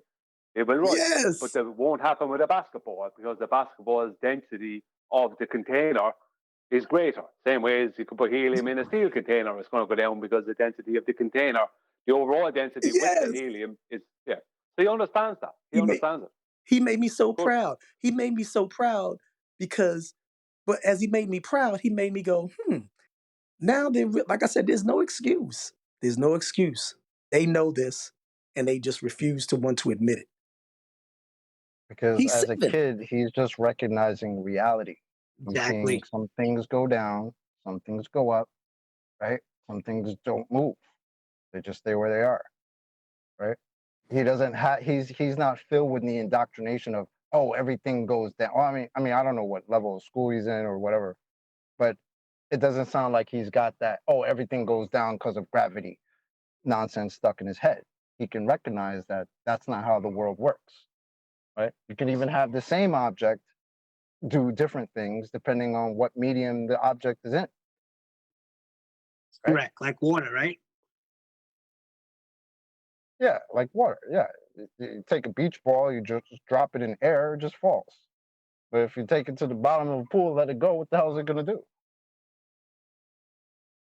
The Can I just exact address opposite? something? Exactly. Sorry, go ahead.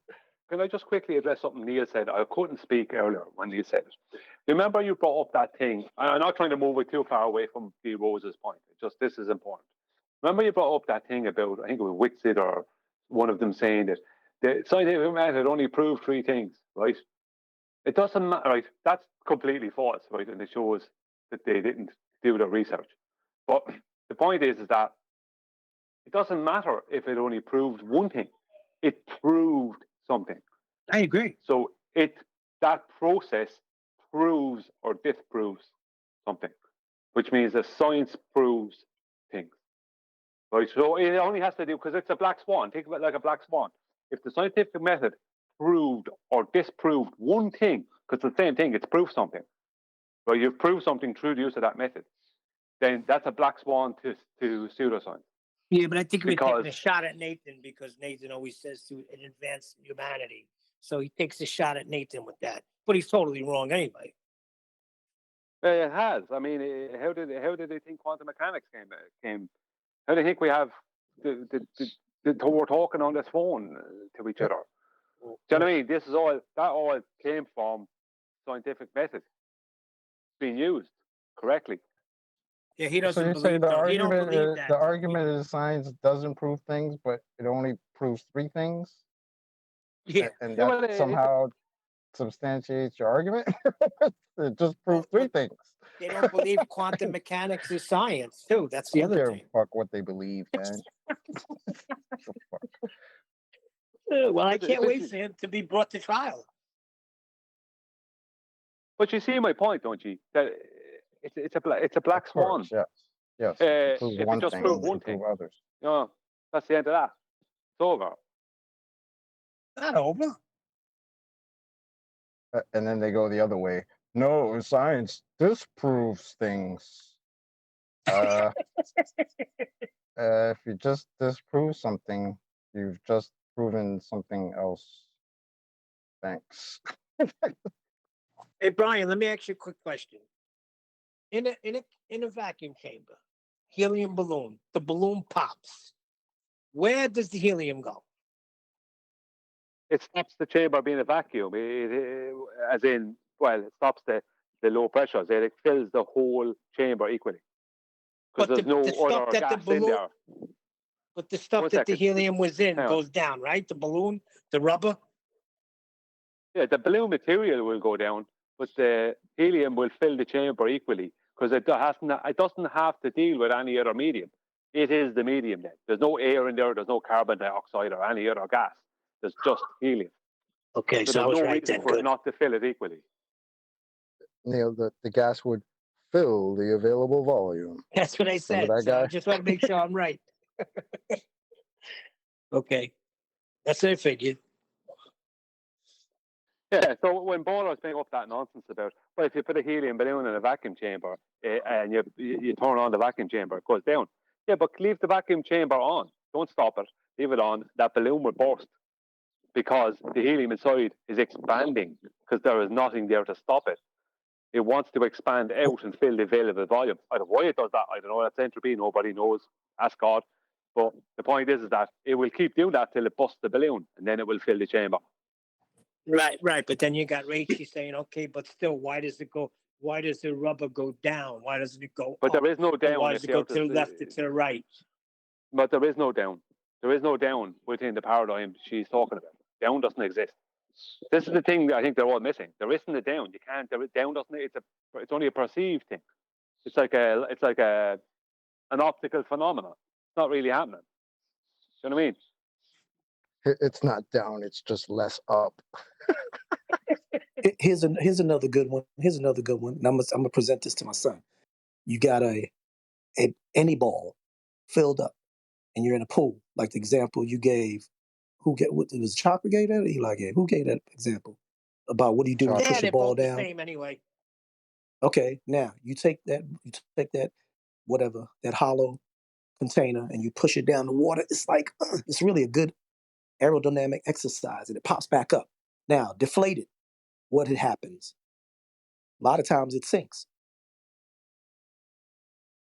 Those are three different matters: solid, gas, and liquid fighting against each other when you fill up that solid whatever bowl or whatever or container and you seal it and you push it down a liquid. Three different properties, and they're fighting against one another. But then when you eliminate one of them, which is the air, then all of a sudden that solid against that liquid, the solid wins and sinks. Does gas matter? Yes, it's no, it's not matter, but it is a property of matter. I mean, it could be considered a property of matter.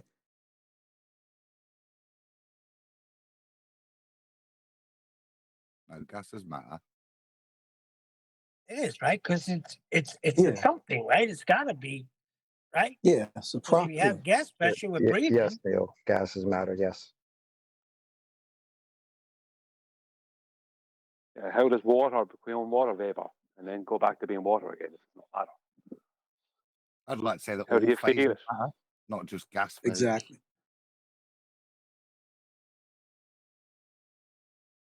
So then they'll say, then how come you can't weigh it? See, that's the thing. Doesn't gas is always given the least credit for being matter because it it's one of those particles other than liquid and solid that can't be weighed per se. Like you can't just grab it and put it in a cup, put it on the scale. You got to put it in the container. Well, yeah, dude, let me tell you something. My brother had to evacuate refrigerant out of his system yesterday. I brought an empty tank, and when he was done, it was way heavier than when I brought it there. I don't know exactly what the weight was, but it was heavier, a lot heavier. And he said when he was going to schooling, they with the teach him Freon in it. equations based on gravity. He knows it's bull crap, but that's the way they teach it in school. For HVAC. And also when they're setting up the drain systems for the water to go down into the street, they claim it's gravity. Gravity will take it from the elbow down. Well, what happens if it's supposed to be going up the earth then? It's I don't know, it's nonsense. No, when they're talking about gravity, when they use gravity in industrial towns, right, or they use it with aerospace, man, they're just referencing weight. That's it. It's purely a weight calculation. That's all it is. Like you can go to aerospace sites and they talk about the lift effect opposing the direction of gravity. On one side, and another side will talk about the lift effect opposing weight. It's the same thing because they believe that weight is being created by a force of gravity. Because they just don't know. They just go, yeah, direction of gravity. Just the direction of gravity just means down. What direction does weight go in air? Down. That's the whole point. Something is the amount of down something has determines its weight. Let's just say the amount of downward pressure. Yeah, exactly. Because he said it's not gravity. What's happening is the pressure is going to build up and push the water through the elbow and down. Because he's got the drain coming, but then there's an elbow at the bottom. So I'm like, how's the water? How's the drain going to go up that elbow and then go straight down? He said they teach you in school that gravity is going to take over, but he said it's not that. It's just the pressure. The water builds up, the pressure builds up, and it pushes it up over the elbow and then straight down into the street. Oh, so gravity makes it go down and up. Yeah, that's what I'm thinking. Right. He said that's just the way they teach it in school. It's a bunch of shit, but That's the way they explain everything. And the way you measure gases, what ratio should be in what system. It's all in gravity. It's everywhere. Whatever that is. And what are those Well, gauges? Ethereum What are those balloons. gauges that you read? What are those gauges that you read? Like when you put up your propane or butane or whatever gas into your gas fireplace or whatever, and it's like a gauge, and when you PSI, pounds per open square it inch. up, Right. there you go, Exactly what PSI, Brian said. PSI. Yep, PSI. I think I've got a retraction to make. Of trivium. I can't seem to Paula, find is it. it with regards to Yeah. Paula? Yeah, I know it's there. I think it's a guy called Ahmed Osman, who's an Egypt, but for the life of me, I can't find it at the moment. So for now, I will retract that bit of trivium until That's I weak. source it. You what now? Very disappointed in you, Adam, but at least you I'm retracted disappointed it. in myself. For It's now? been doing me box it. Yeah, because I know when you've read something or something, you know it's there. I wasn't trying to. I know about that, Adam. Yeah. When you know you've read something, you just can't find it. I can't find it, but if I stop thinking about it, it'll come back to me who said it and stuff or where. So, not that I don't see why it's contentious in any way, but I'm going to have to, based on Paula's demand for a reference, I will have to retract that trivium for now. I respect the intellectual honesty, Adam, as usual. Doing my boxing, I can't find it. Hey, agree, whatever you said. I totally agree. Next Tuesday, perhaps. Go on, BG. Try again. Oh, okay. I'm sorry. Connection issues. Is this a reference to the Most High? Yes. No, not anymore, because I can't reference it. Oh. It's the trouble. Oh, I was just saying, I watched a video the other day on the same thing, and it was talking about Horus, but there was like when the sun comes up, Horus, God. No, we can't hear any of what you're saying. It's just too garbled, unfortunately. Your connection's absolutely awful. I know what you're saying to me, but no, it's go not ahead, to Adam. do with Horus, because that would be Ra, the sun god. So this is outside of the pantheon. So this is when Akhenaten is expressing a monotheistic view, and the only deity that's allowed is similar to what Brian was saying. Is the sun disk. It's not to say that is God, but it's the only thing that's allowed to represent the power and life-giving force of the one true God that Akhenaten's moving to. That's where it comes from. But it's not to do with like when you've got Ra traversing the sky throughout the day and then going to the underworld and fighting, and coming back. It's past that. But that would still be pre entry of Hebrews as they would then into Egypt. So it's prior to that dating. You go by biblical chronology.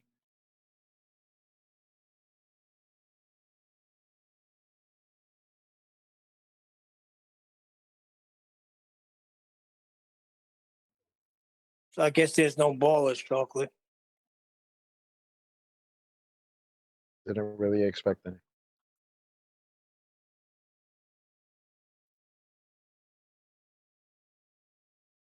You would think they would try to challenge something, right? Not at this point, to be honest with you. Telling though, right?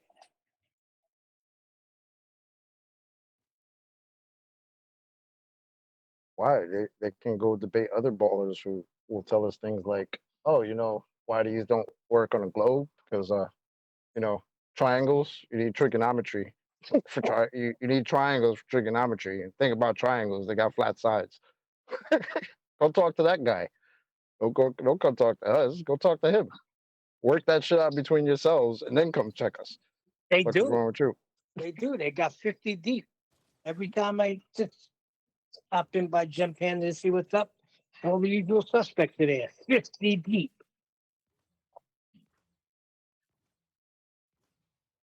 Have they worked out if the that elevation angles don't work on the globe yet, or what?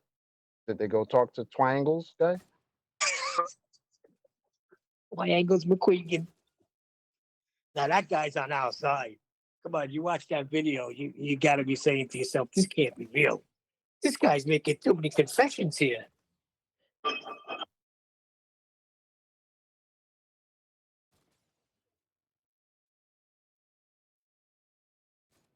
Nathan, you should have made sorted that Danny dumb. Fortner out yet, Neil? What's that? Have you sorted Danny Fortner out yet, the blasphemer? Yeah, right. That's I'm going to get him. Yeah. But I was just going to say about that, Nathan. You should have, instead of angles from hell or whatever you did, you should have had it hell's angles. What did you say? No, Did. he didn't say it that way. It says Yeah, I did. Yeah, just look. I've got a video on the channel labeled exactly that, Neil, with a gas tank with Hell's Angels changed to Hell's Angles. Oh, I didn't see that. I'm sorry. Could be. With that, I'm going to say another huge, massive, enormous thank you to both Discord and G Plus panels for making today's after show possible. And of course, a massive thank you to all of you in either Nathan Oakley 1980 or Nathan Oakley premiering streams. Hopefully smashing the super chat, liking, commenting, sharing, subscribing, joining as a Nathan Oakley 1980 channel member, hitting me up on PayPal, and all that good stuff. I've been Nathan Oakley, and I will see you all in the next video.